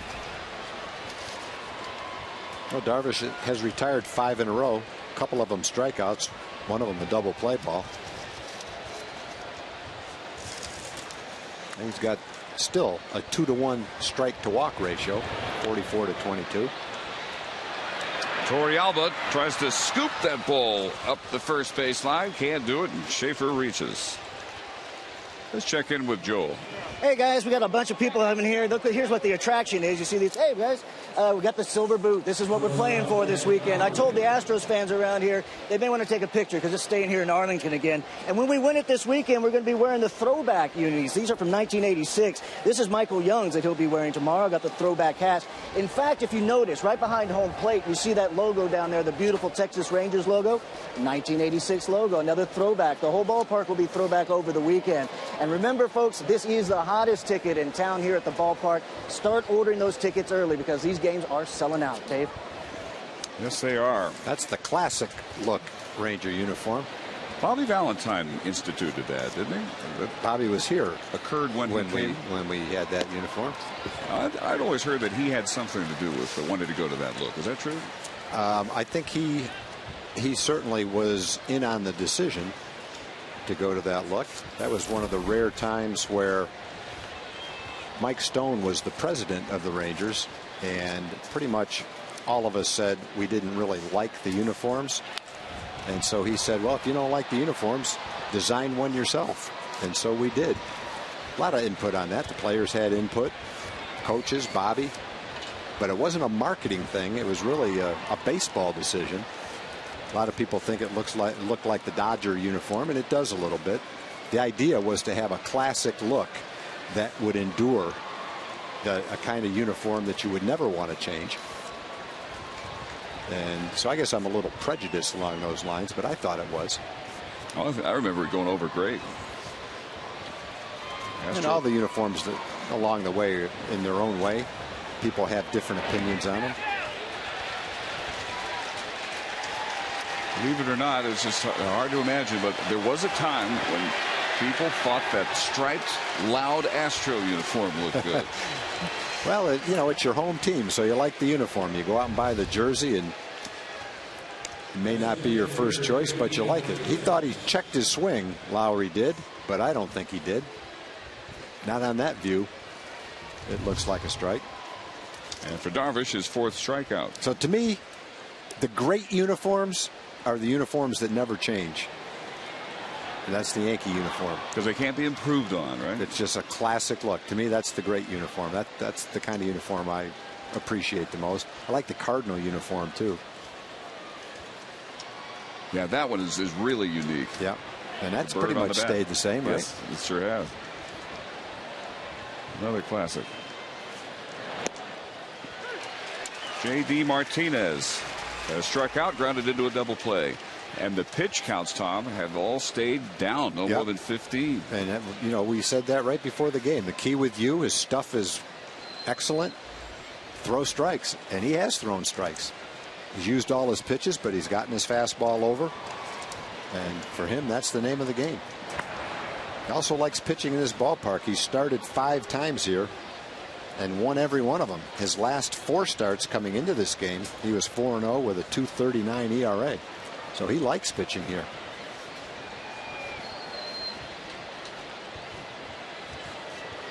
Schaefer taking his lead off first base. This one is back out of play, and it's 0-2 for Martinez. Well, Darvish said that the extra days, 2 extra days between starts, he felt really helped him. He didn't necessarily realize it at the time, but with time to have the 2 spots out in the bullpen before in between starts, he realized he might have been a little fatigued, that the American game is different than the Japanese game. You pitch more often. And he, after kind of surveying the situation, said, I'm glad I had those 2 days. It helped me. In Japan, you get those extra days. They don't play as many games. There's more off days. So you're not pitching every 5th day like you do here. Here's the 0-2. Plus, you have to think the stress of carrying the burden of the Japanese hopes, as well as coming to the new country as the best pitcher in Japan. Can you do it here? Will your performance translate into the American game? All those, the interviews, a lot of pressure on him, and you have to think that takes its toll a little bit too. And Ron Washington, talking about this very subject for the game, He said we may not see the real Yu Darvish until late this season or maybe even next year because of so many adjustments. New country, new language, trying to learn the hitters, a brand new league. Yeah, learn his catchers. I believe that. And I think when the Rangers signed Darvish, they would probably be the first to admit that, first to say that. We've got a very talented pitcher who may not be at his best right off the bat. May take a little bit. I think everybody has felt that way. He's very talented, so there's no reason why he won't get better. And even with the ups and downs this year, he's 7-4 with a 3.72 ERA. You'll take that every time, too. Yeah, if this is Darvish struggling, everyone should struggle that way. Really only a couple games where he did struggle with his control and command, including last time out in Oakland last Thursday when he lasted just 5 1/3. New career high 6 earned runs, tied his career high 6 walks. 2 walks tonight, one of which became the lone Astro run in the 3rd. And the runner going as Toriyama not able to hang on to that one, and into second base goes Schaefer.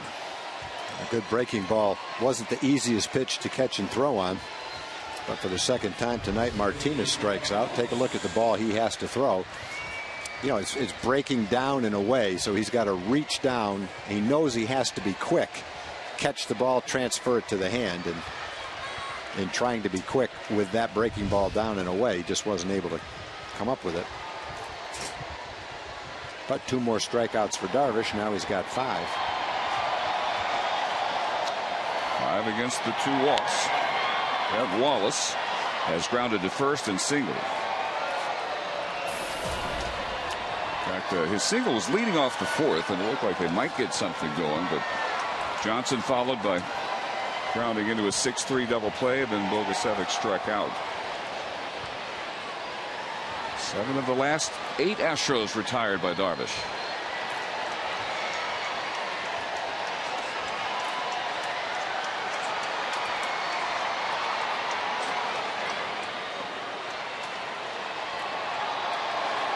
Kind of a half-hearted wave going on. That's what you're hearing in the background. 1 ball, 1 strike. Brent Wallace, first-round pick by the Cardinals out of Arizona State. He had written in his 8th grade yearbook he wanted to play baseball at Arizona State. Exactly what he did.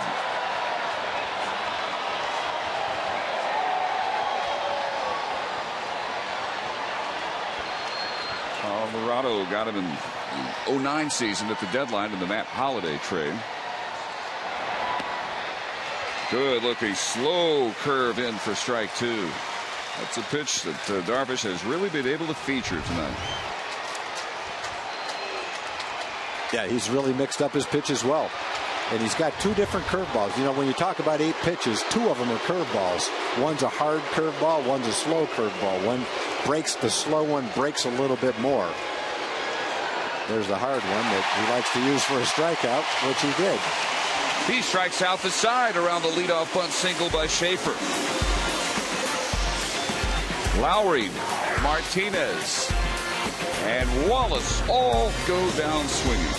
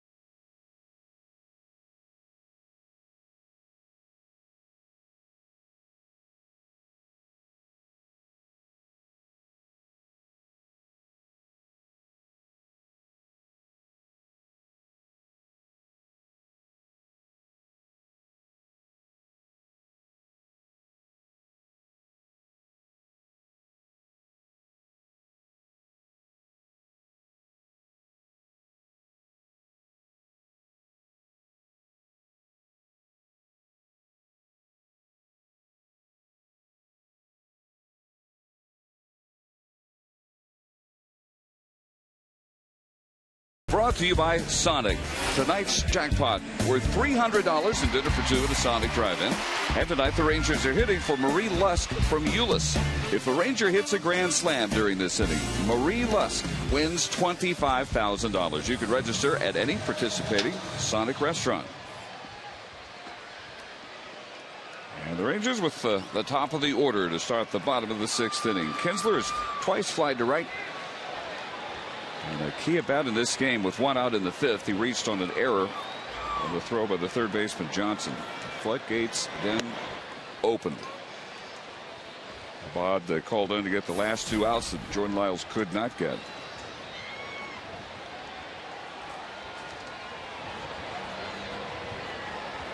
Gave up 5 straight base hits before they finally made the move to the bullpen and bring in Abad, who struck out Moreland and got Martin applied a scorcher to the first baseman Wallace.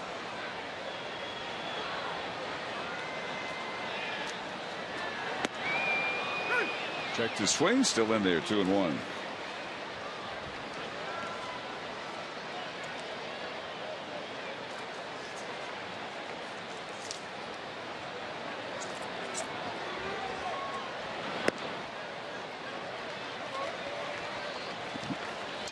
Fernando Abad, 26, listed at 6'2", 214, out of La Romana in the Dominican Republic. Rangers, the Astros signed him September of 2002 as a non-drafted free agent. Got in there for a strike for a full count.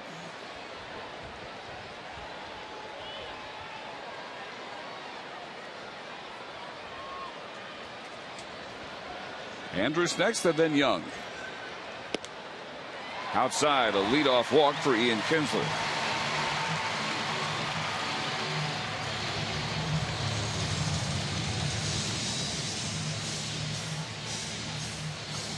Our TXU right thing replay. Play turned in by Elvis Andrus. Off the bat of Martinez. Turns it into a 6-4-3.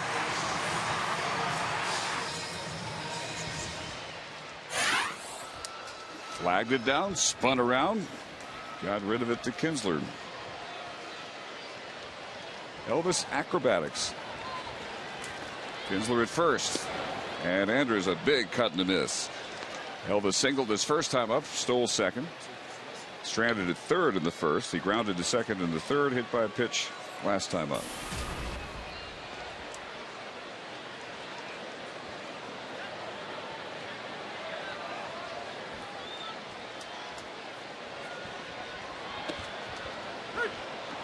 Just catching the outside edge. No balls, 2 strikes. Jordan Lyles threw 84 pitches, 46 strikes in his 4 1/3. 5 runs, 2 unearned runs on 8 hits, 2 walks, only 1 strikeout.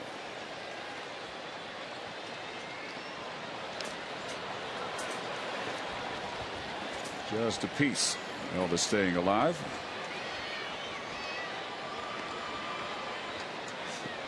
Rangers followed the 4-6 road trip by winning the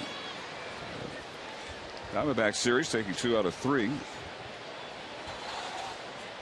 Still basically in the standings, living off their 15-4 start. If they win tonight, they'll be 500 since then at 23-23. And overall, 11 over 500 for the season. Andrews reaches and fouls that one off.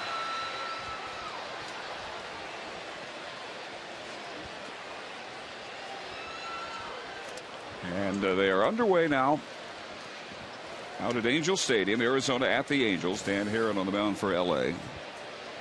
3 back of the Rangers as play begins tonight.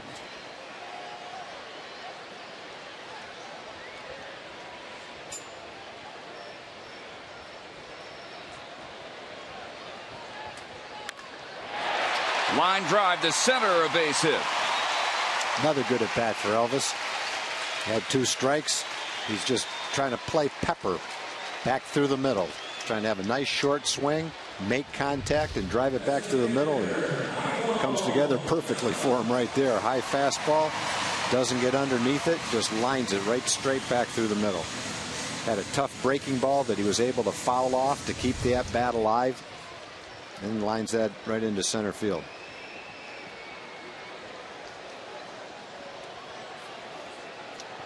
Kinsler down to second. Michael Young will be next. He's twice grounded out, and then an RBI single and a run scored in the 5th.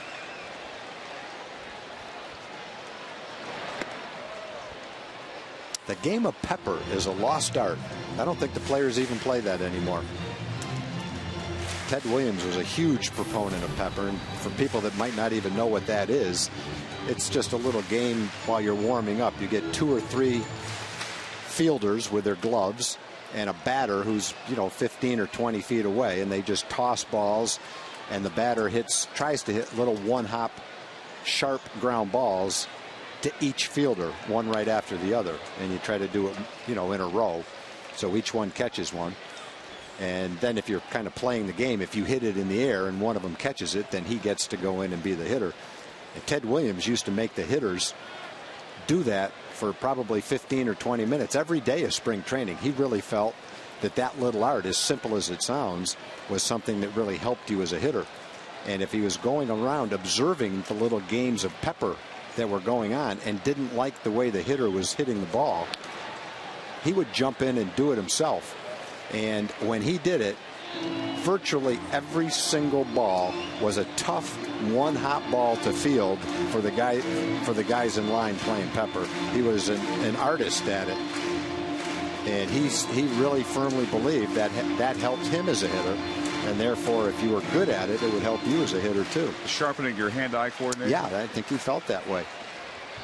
Maybe he was the reason we used to see those signs, no pepper on grass. Well, the reason you used to see those signs at ballparks around home plate, no pepper in this area, is because the groundskeepers didn't want you doing it because it would wear out the grass. They didn't want to see these games being played there.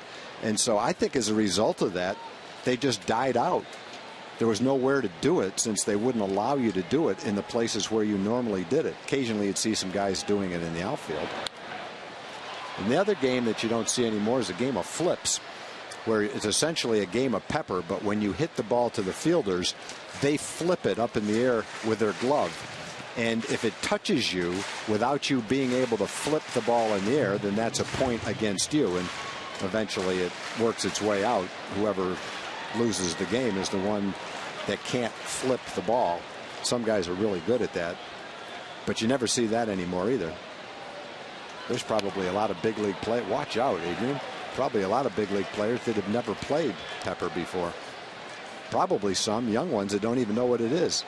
I can't remember the last time I saw big league players playing pepper. I was just going to ask you. If I don't even remember. Now, what about the game we used to call hot box? Other people call pickle. Yeah, the guy in a rundown. That's probably a game that kids play. Maybe around the ages of 8 to 12, little leaguers, where you get 2 fielders and one guy gets in the pickle, and it's a rundown play, and you try to get out of the rundown. Young bounces that one to Altuve right on top of the bag.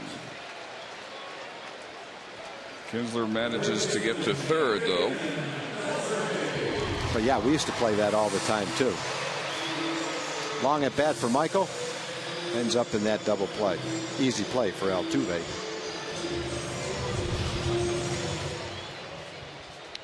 First of the night for Houston. 2 outs now. Kinsler at third. Here's Beltre, who started by grounding to third to win the first. He then led off the fourth with a single, and he was in that long run of consecutive hits in the 5th inning, an RBI single, and scored. And my guess, Dave, is there's probably a number of people watching the game tonight, our age, my age, I'm older than you are, who know exactly what pepper is, remember playing pepper, and have their own stories about pepper. I'd be surprised if we don't get a couple letters about the game of pepper. Bring pepper back. But it won't be the kids 18 to 25. They're still probably wondering, based on my explanation, exactly what it is. Let's start a campaign right here, you and me. Bring pepper back. Play more pepper.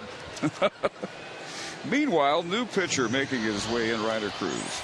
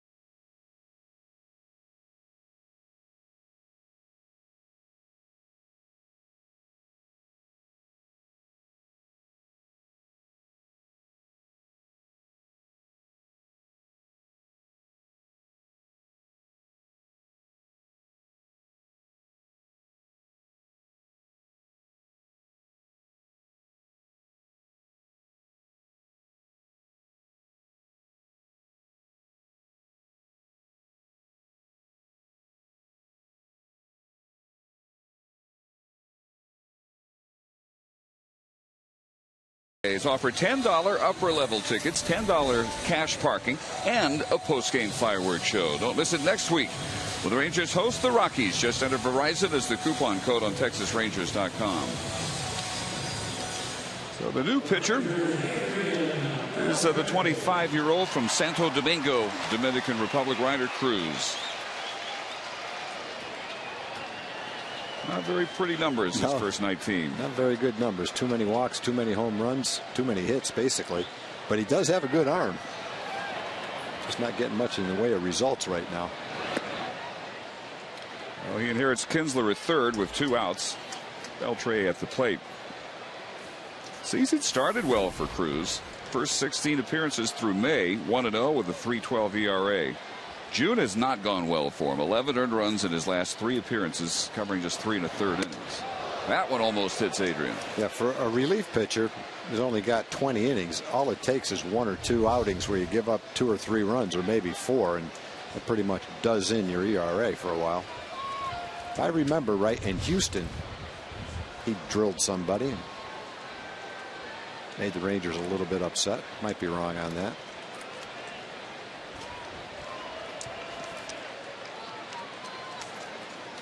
Here's the 2-0. Breaking ball for a strike. That's one that's pretty tough to hit. After the 94-mile-an-hour fastball up and in, he drops a slider. Pretty tough to be ready for that. You're wondering how wild he is. High fly ball left field. Maxwell just in front of the warning track puts it away. Just missed it. So the Rangers strand Kinsler at third, and we go on to the 7th inning of the 5-1 ball game.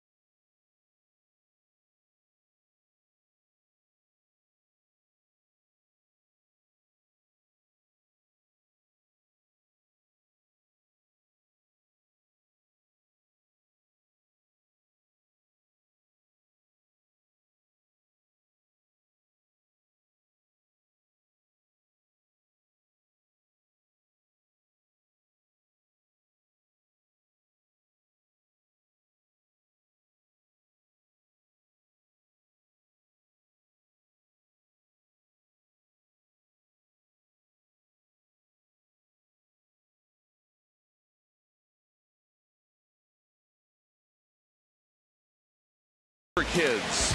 And for the Rangers, they all came in the 5th inning. Young started an RBI single. Beltre followed with one of his own.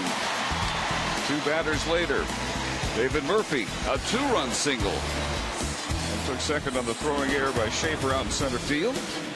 Torey Alba, RBI single. 5 runs on 5 hits and 2 errors in the Rangers half of the 5th. Right off the car, not the kid. HOU Darvish.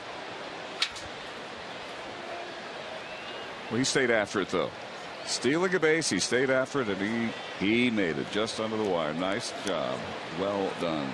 Think about what the base would look like if it was the corresponding ratio, weight of the base to weight of the runner. You know, for a kid that's 12 or 13 that weighs 40 or 50 pounds heavier than that. That little kid was carrying a lot of his body weight in that base. I would think pretty close to equal in this case. A strong little guy. Ground ball to third. Beltre gobbles it up, fires across the diamond. Chris Johnson 0 for 3. Yeah, the only thing that Darvish has given up in the last 3 innings was a bunt single to Schaefer. Other than that, he struck out 5 of his 6 batters after the 3rd inning. His last 2 innings, 20 strikes, only 5 balls, and he threw first pitch strikes to 6 of the 7 batters he faced. And the other thing you like about that is the fact that it came after the Rangers' big inning. Came back out and just shut him down. 1 gone here, top of the 7th. Brian Bogusevic now. He is singled and struck out.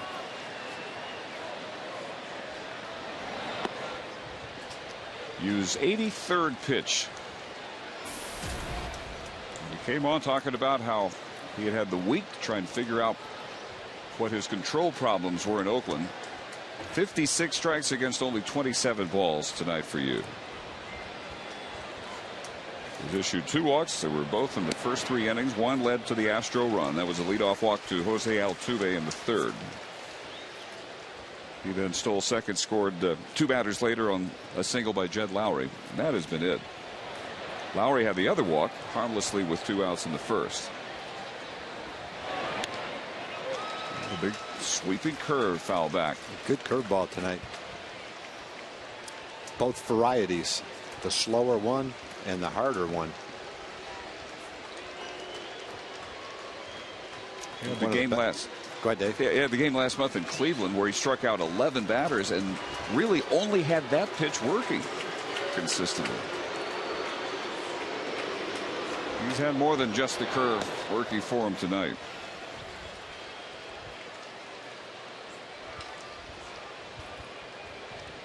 Two balls and 2 strikes.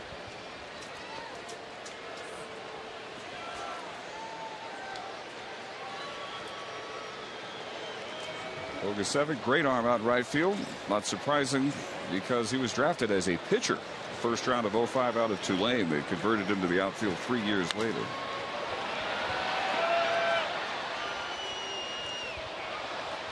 And his arm out in right field has pretty much kept teams from challenging him. They have so much respect for it now. And he was called on to pitch, Craig Gentry style. Finished the game 11 days ago against the Cardinals. Can still rush it up there, we're told.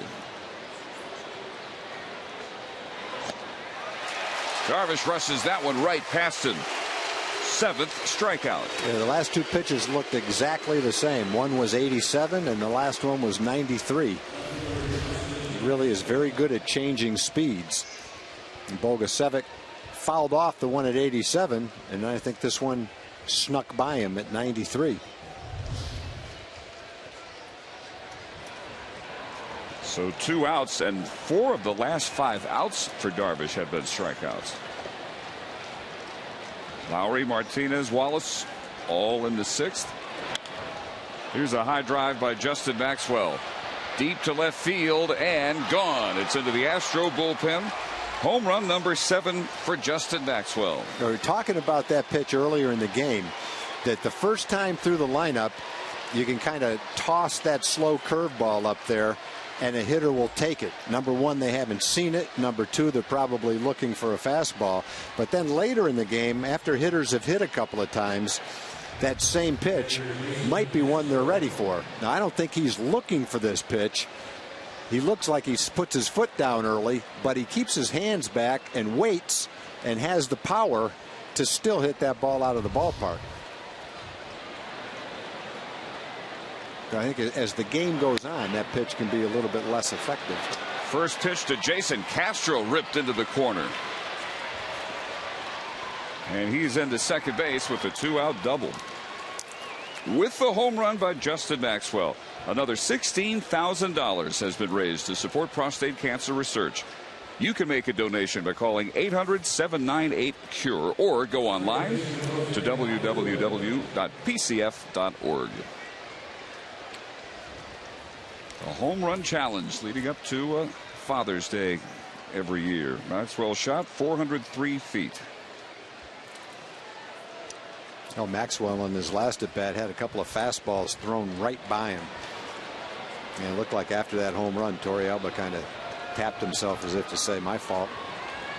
Maybe thinking that wasn't the best pitch to call right there. Just a guess. But If he throws that pitch down and keeps it down, he doesn't hit it out of the ballpark. It was just a curveball that stayed up and became a fairly easy pitch to hit.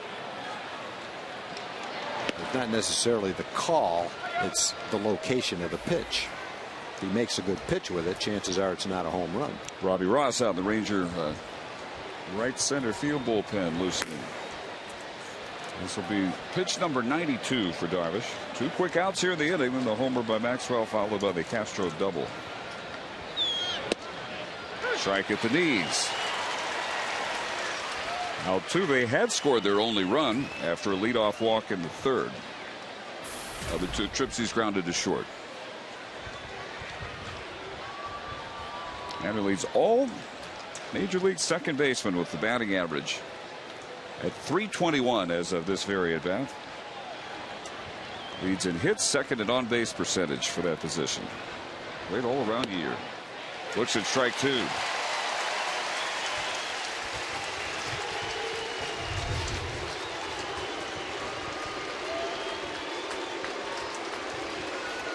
Definitely a strike.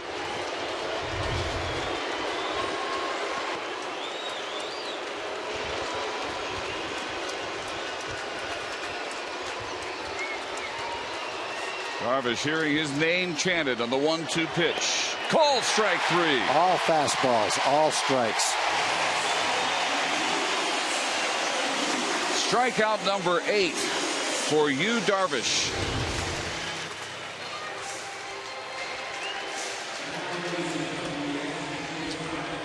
So in the 7th, a home run by Maxwell makes it 5-2, and we'll stay here. Stretch time for God Bless America.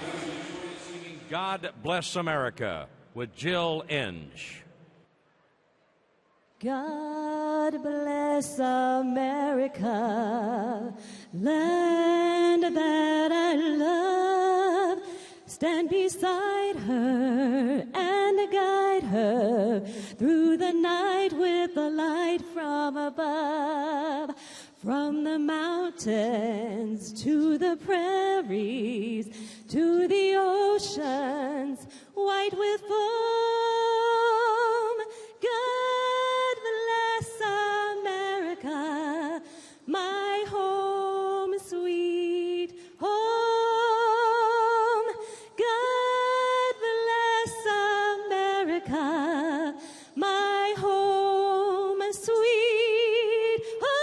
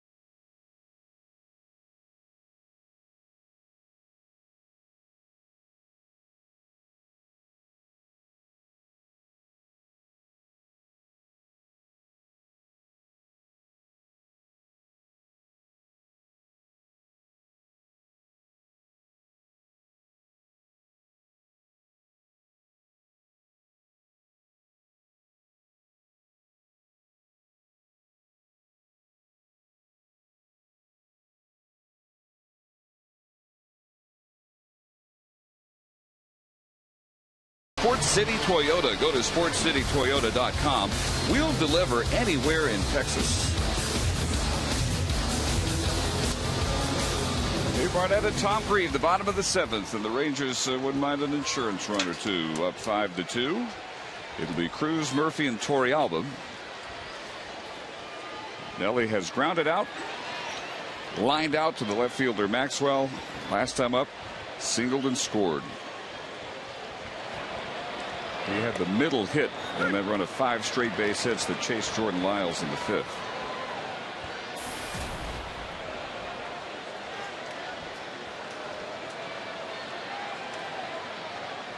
Cruz versus Cruz here. Ryder versus Nelly. Ryder Cruz got the last out of the 6th. Beltre flying out to left field. Before him, Abad went an inning and 1/3. No runs on a hit, a strikeout, and a walk.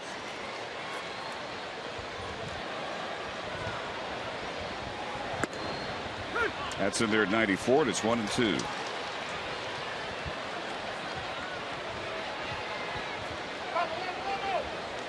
Out in Anaheim, Arizona got a run in the 1st inning off Dan Herron. They're now bottom of the 2nd. 1-0 Diamondbacks over the Angels.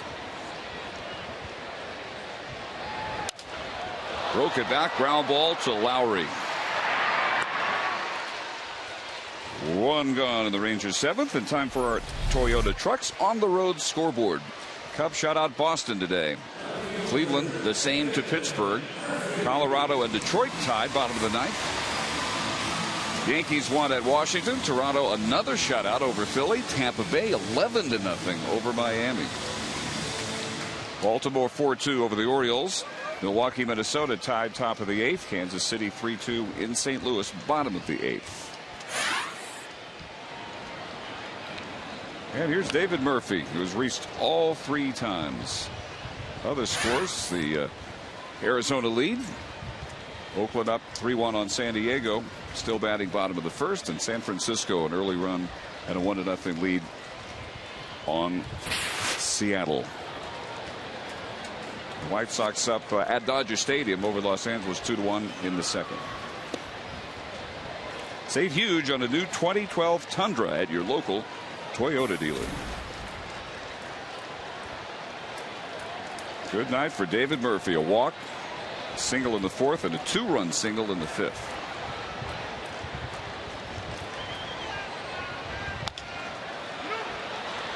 Grounded slowly to the first baseman Wallace, and he feeds Cruz for the 2nd out. So Murphy retired for the first time.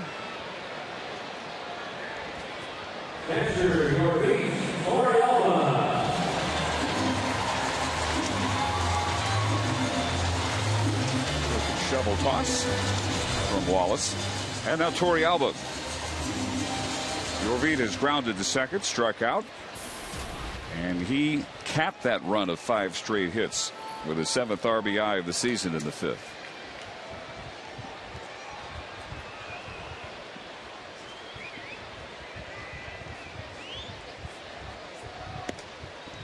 Rangers 5 runs on 9 hits, no errors. They have left 8. The Astros 2 runs on 7 hits. They have 2 errors, and they have left 5.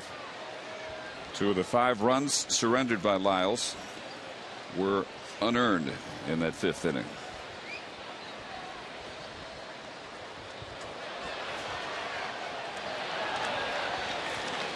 And for you, Darvish, this is his first game going as many as 7 innings in his last 5 starts. The last time that happened almost a month ago to the day, May 16th against Oakland.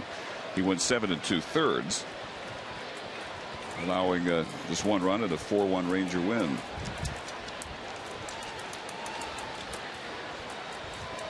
Looking to return to that level of execution tonight, and that's exactly what he's done after walking 6 his last time out in Oakland. 2-1 to Torrealba.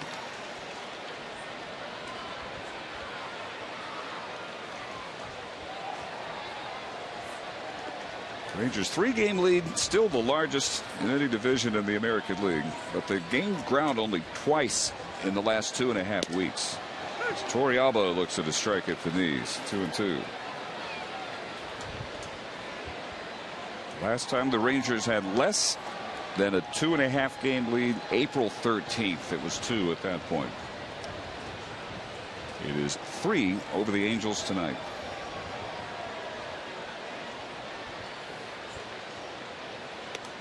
Ball strike 3. Ryder Cruz has retired all 4 batters he has faced. And we head to the 8th, 5-2 Rangers.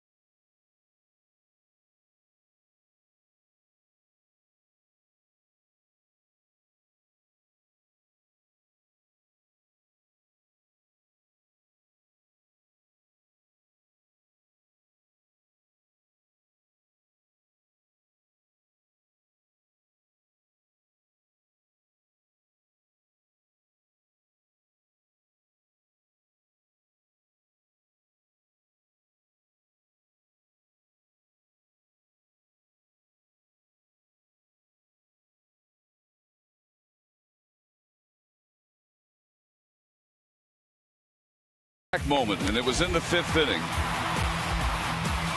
An RBI single by Michael Young that started the parade. He would end up scoring the 4th of those 5 runs in the inning. Check out the really big sales event now at your Honda dealer. So we move to the 8th. 2, 3, and 4 hitters, Schaefer, Lowry, and Martinez against HOU Darvish, who is at 94 pitches, 65 for strikes through 7 innings. And his longest outing in a month. Schaefer has grounded out twice, led off the 6th with a bunt single. Darvish proceeded to strike out Lowry, Martinez, and Wallace. Yeah, if Schaefer could lay that same bunt down, it wouldn't matter where you played. Unless you played halfway to home plate, he was going to beat it out. That was about as close to a perfect bunt for a hit as you can get. Right down the line, about halfway to first base.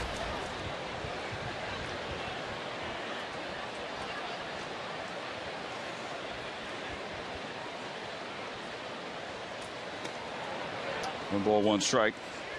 Another sellout tonight, 47,430. That is the 18th sellout this season. They are only 3 shy of the club record from year 1 at this ballpark. 21 sellouts in 94.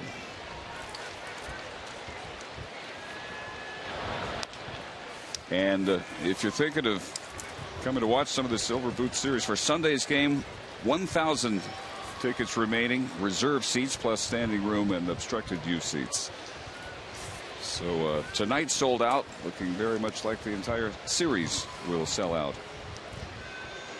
And these 2 teams destined very quickly to be AL West rivals. I wonder if they'll keep the Silver Boot going, even though they're going to see each other more than twice a year. Yeah, good question. Added incentive, why not?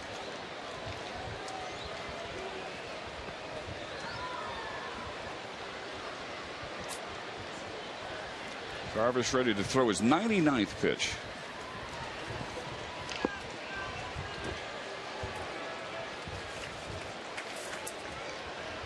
Rangers took 2 of 3 last month in Houston. 4 of the 6 meetings last year. They lead the all-time series 39-30 coming into this matchup tonight. Just manages to hold up 2 balls and 2 strikes.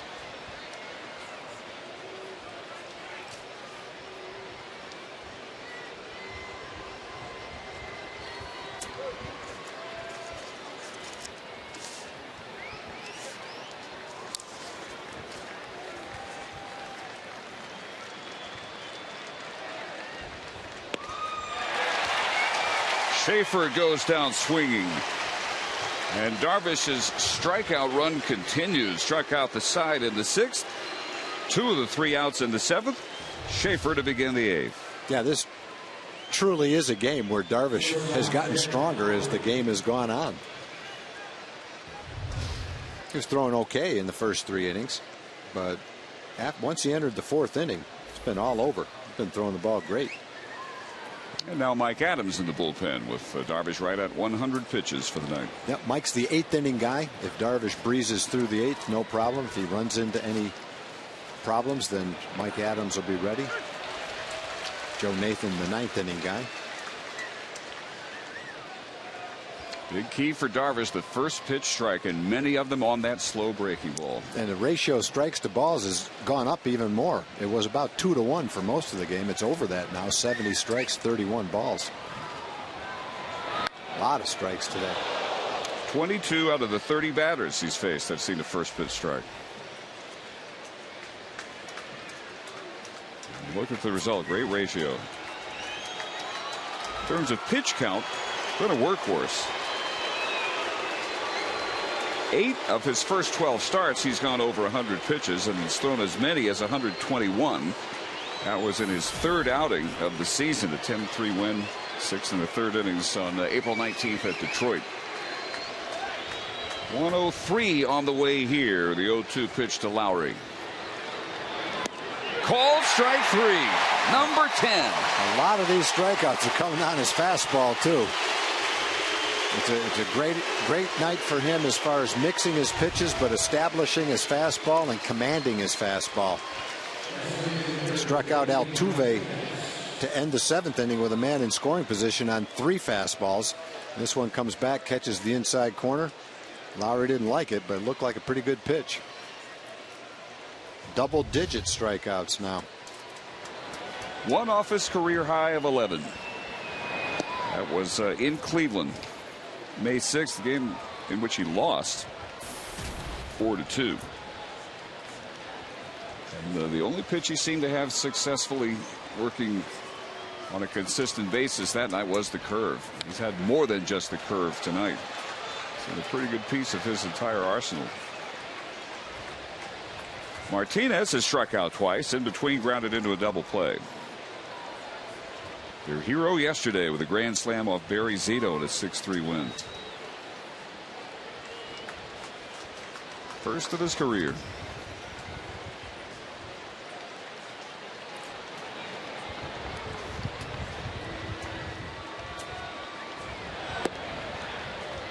Two balls and a strike. Last 4 outs, all strikeouts. 7 of the last 8 outs have been strikeouts.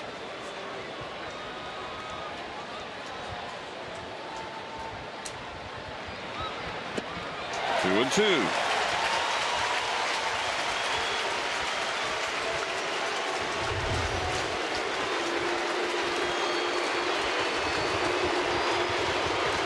One of the variety of breaking balls. That was a slider, it looked like.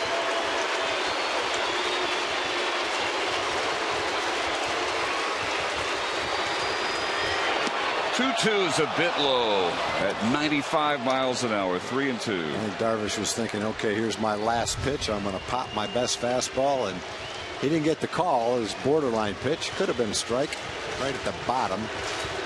Not called a strike very often, though.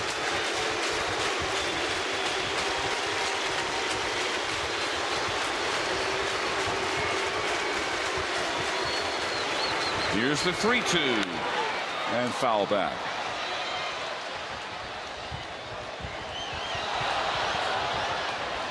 So Mike Napoli has company now. He's not the only Ranger who has his name as a chant.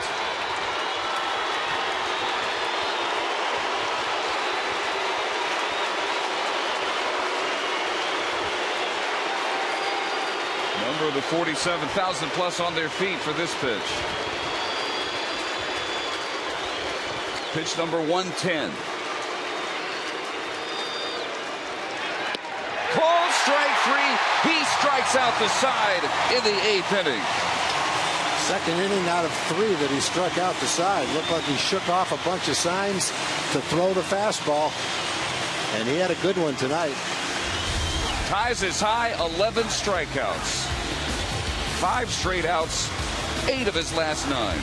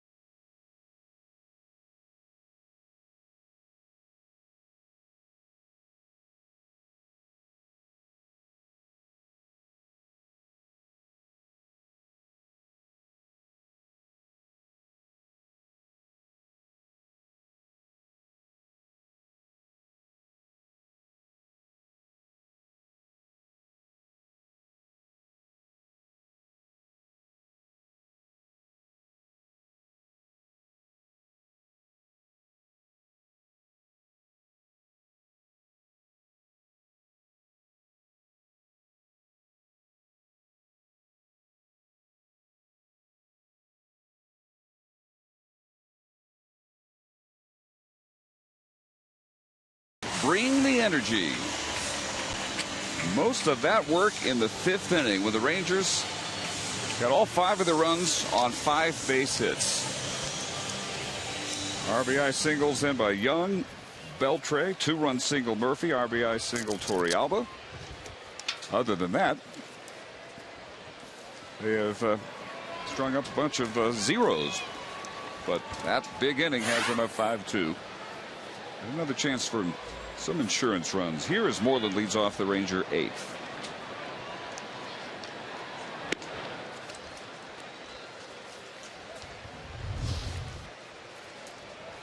HOU Darvish on strikeout number 11. I think he really wanted to end his game exactly like that. Joe Nathan's warming up now. He definitely established his fastball, commanded his fastball, and used it well.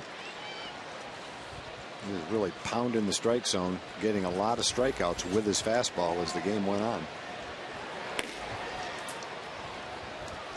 Nathan getting ready for the 9th. Astros will have Wallace, Johnson, and Bogusevic, their scheduled hitters, middle of the order. High drive, deep right field. Way up in the upper porch for Mitch Moreland.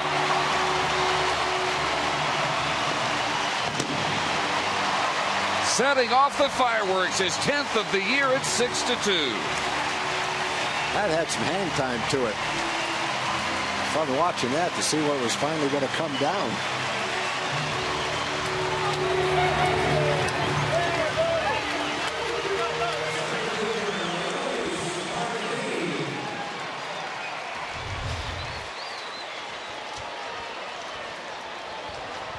Boy, did he center that one up for him? That was nice. As if off a tee. So a 4-run lead. And Martin now. With that home run, another $16,000 has been raised to support prostate cancer research. You can make a donation too. Call 800-798-CURE or go online to pcf.org. It's not a save situation anymore, but I think Wash will just stick with Nathan since he's warmed up anyway. He hasn't had that many save situations lately. Looking for work. I think Beltre launched that for the camera right there. See, as he poured the water on Napoli, he kind of looked to see if the camera was on. He's trying to contribute to our show. We appreciate it. Thanks, Adrian. I like those hijinks. Martin with his speed quickly up the line, but Cruz just as quickly off the mound for the first out. Watch where this epic blast by Moreland landed. You're right about the hang time. I thought he was going on the roof. That's what I thought at first. Well, they give him 412 feet. Well, the thing about that home run, it was high coming straight down. So that one wasn't one of those line drives that looks like it's still picking up speed. That was just one. He got under it a little bit, actually. It wasn't hit as far as he could have hit it. But it's still fun watching it.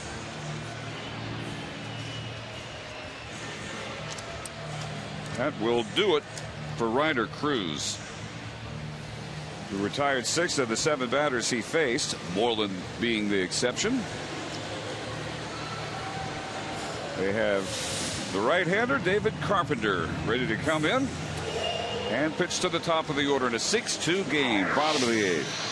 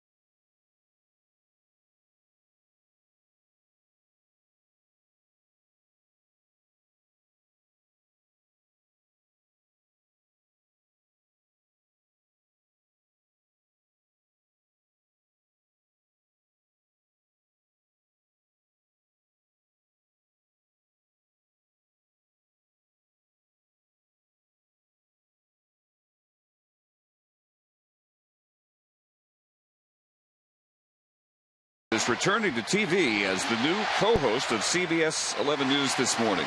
He'll be joined by Adrian Bankert, and it all begins Monday, June 25th, only on CBS 11.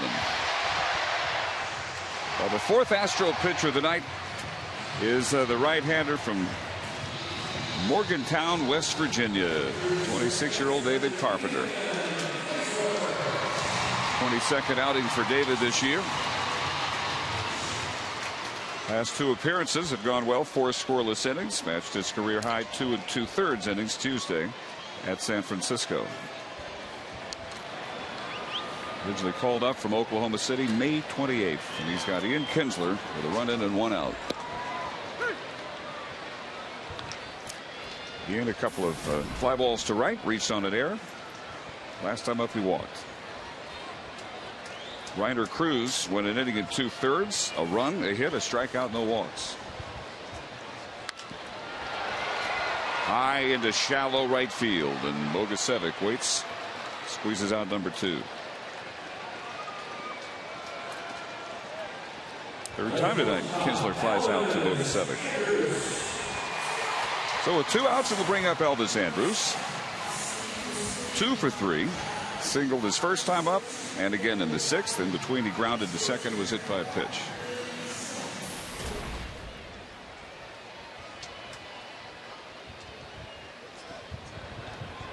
In Anaheim, they're in the 4th inning, and it's still 1-0 Diamondbacks. And the first inning run on Dan Heron. Trevor Cahill, the former A, on the mound for Arizona tonight.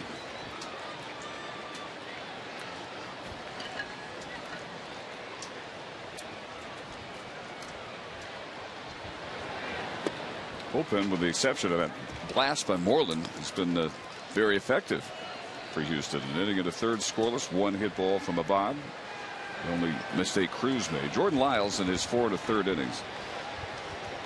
5 runs, 3 earned on 8 hits and a couple of walks. Only struck out 1. And he would fall to 1 3, barring a huge 9th inning. Elvis hustles that one out to center field. He has a 3-hit night.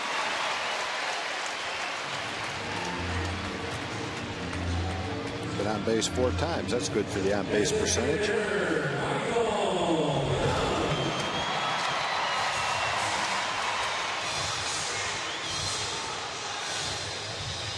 And for the Rangers, base hit number 11. So with 2 outs, Elvis at first. Here's Michael Young. Michael 1 for 4, RBI single in the 5th, and he ended up scoring. Other 2 times before that, he grounded out, grounded into a 4-3 double play in the 6th.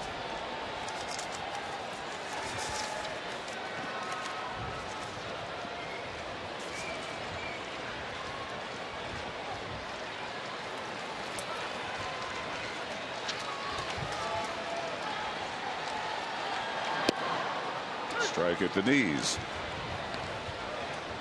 Again tomorrow start. Make note of it. It's 6:15. Telecast will be on Fox. It'll be the major league debut for Justin Grimm against Lucas Harrell, and then at 2 o'clock Sunday we wrap up this homestand on Fox Sports Southwest with Colby Lewis on the mound. Finish up the Silver Boot competition, the Lone Star Series for 2012. Here goes Andrews, and he is easily into second. He'll take third as the throw gets through to center field.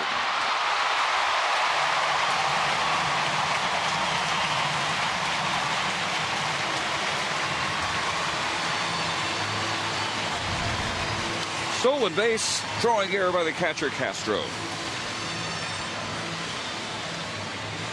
Going to try to pick up another insurance run.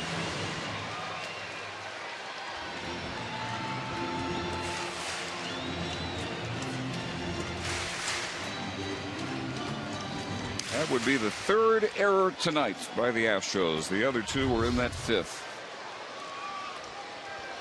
leading to a couple of unearned runs that inning. So the count 0-2 for Young. Ground ball. Third baseman Johnson is there. The Rangers get a run on the upper deck shot, 412 feet. From Mitch Moreland. Joe Namath on for the night, leading 6-2.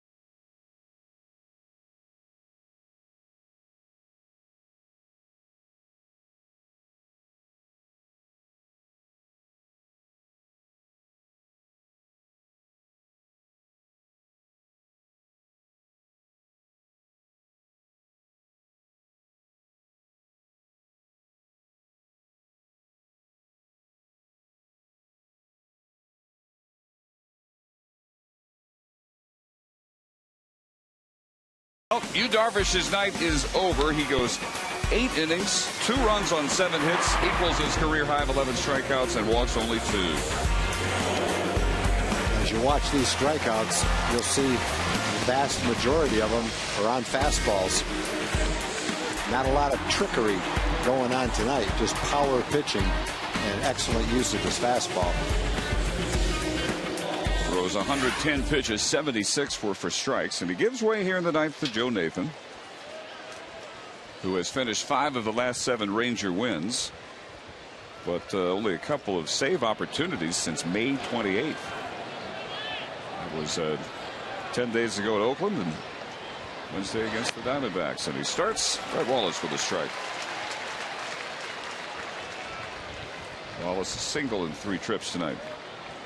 So HOU Darvish 3 outs away from his 8th win of the year against 4 losses. That would pull him into a tie for the most wins in the American League with a lot of 8-game winners. Chris Sale of the White Sox, Ivan Nova of the Yankees, David Price of the Rays, and CC Sabathia of the Yankees, as well as his teammate Matt Harrison, all 8-game winners.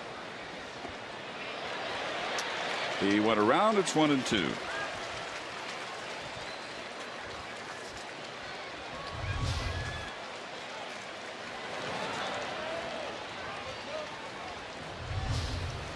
Darvish already the leader in rookie wins in the American League, even before tonight.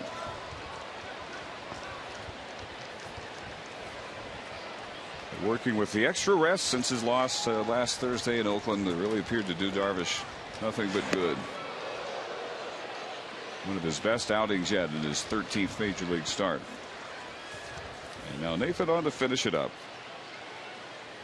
Wallace, then Chris Johnson and Brian Bogusevic here in the Astro ninth.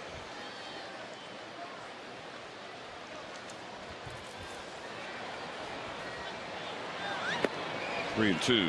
Nathan on quite a roll. He has retired 33 of the last 37 batters he's faced. Last 12 outings, 12 shutout innings with 16 strikeouts.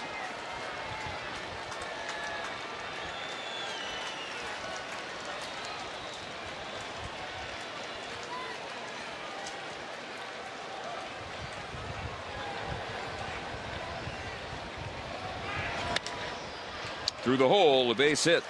Wallace goes opposite field. His second hit of the night.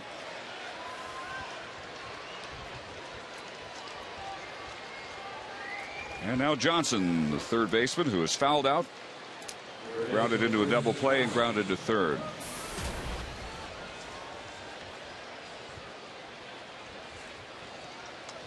We said not a save situation for Nathan, but he has converted his last 11 and 13 of 14 on the season. His first go round in a Ranger uniform.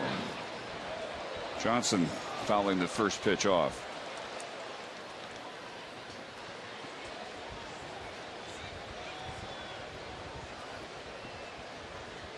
Again, if you're looking to come out and watch some of this series, 1,000 reserved tickets remaining for the Sunday 2 o'clock start.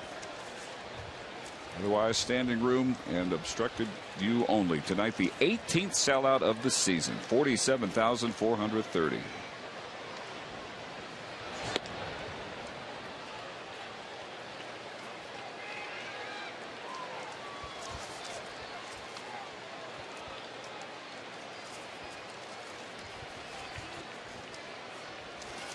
Rangers before tonight averaging a league leading 43,297, about 2,000 more than the runner-up Yankees.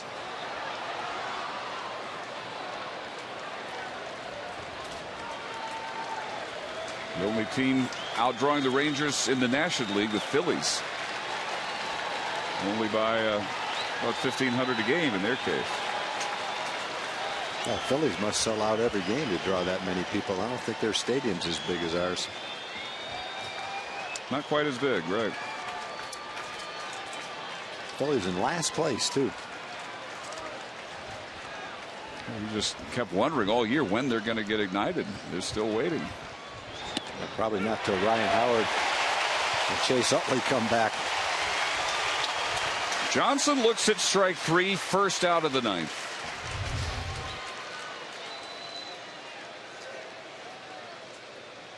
Right, touching the corner.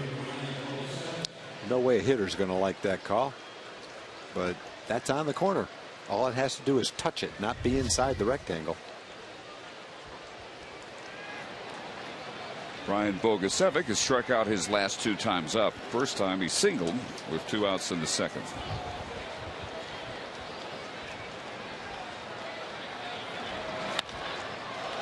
Lost this one, slicing foul.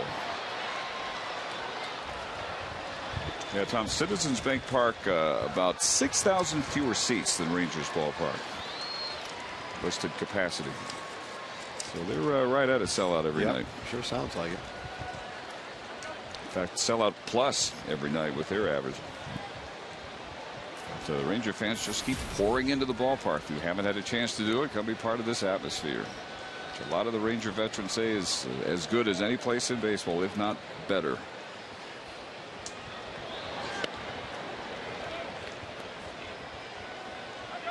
Really got behind HOU Darvish. Helped him get through a solid 8 innings.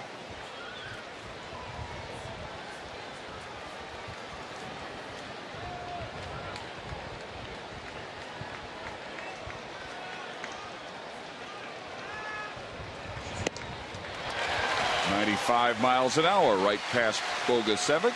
Strike 2.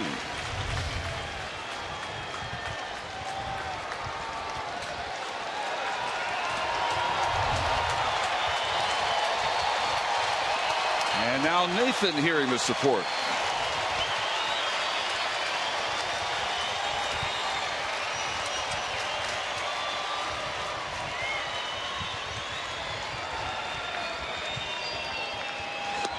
Called strike 3.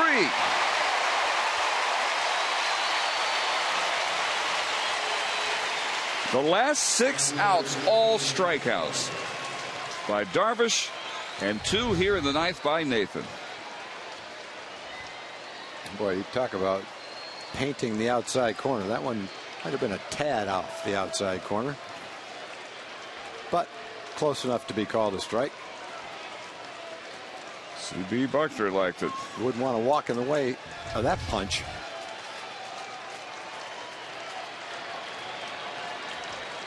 Actually, it's the last 7 outs all on strikeouts.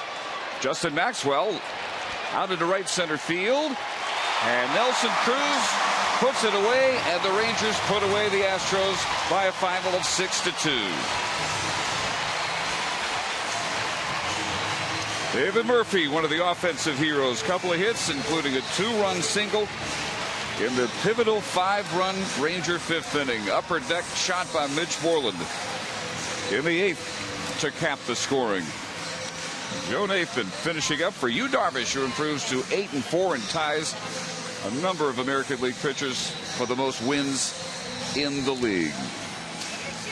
2 home runs hit in tonight's game. That's a total of $32,000 raised for prostate cancer research. Make your donation by calling 800-798-CURE or go online to pcf.org. 6 runs on 11 hits tonight for the Rangers. No errors. They left 9. For the Astros, 2 runs on 8 hits. They committed 3 errors, and they left 6. Jordan Lyles, the loser, falls to 1-3. That was a good game for the Rangers. They had one big inning, 5-run 5th, where they bunched together 5 hits in a row. That broke the game open. Depended on a nice, superb outing, actually, by HOU Darvish. So 6-2 our final. We'll have more from the ballpark. Stay with us.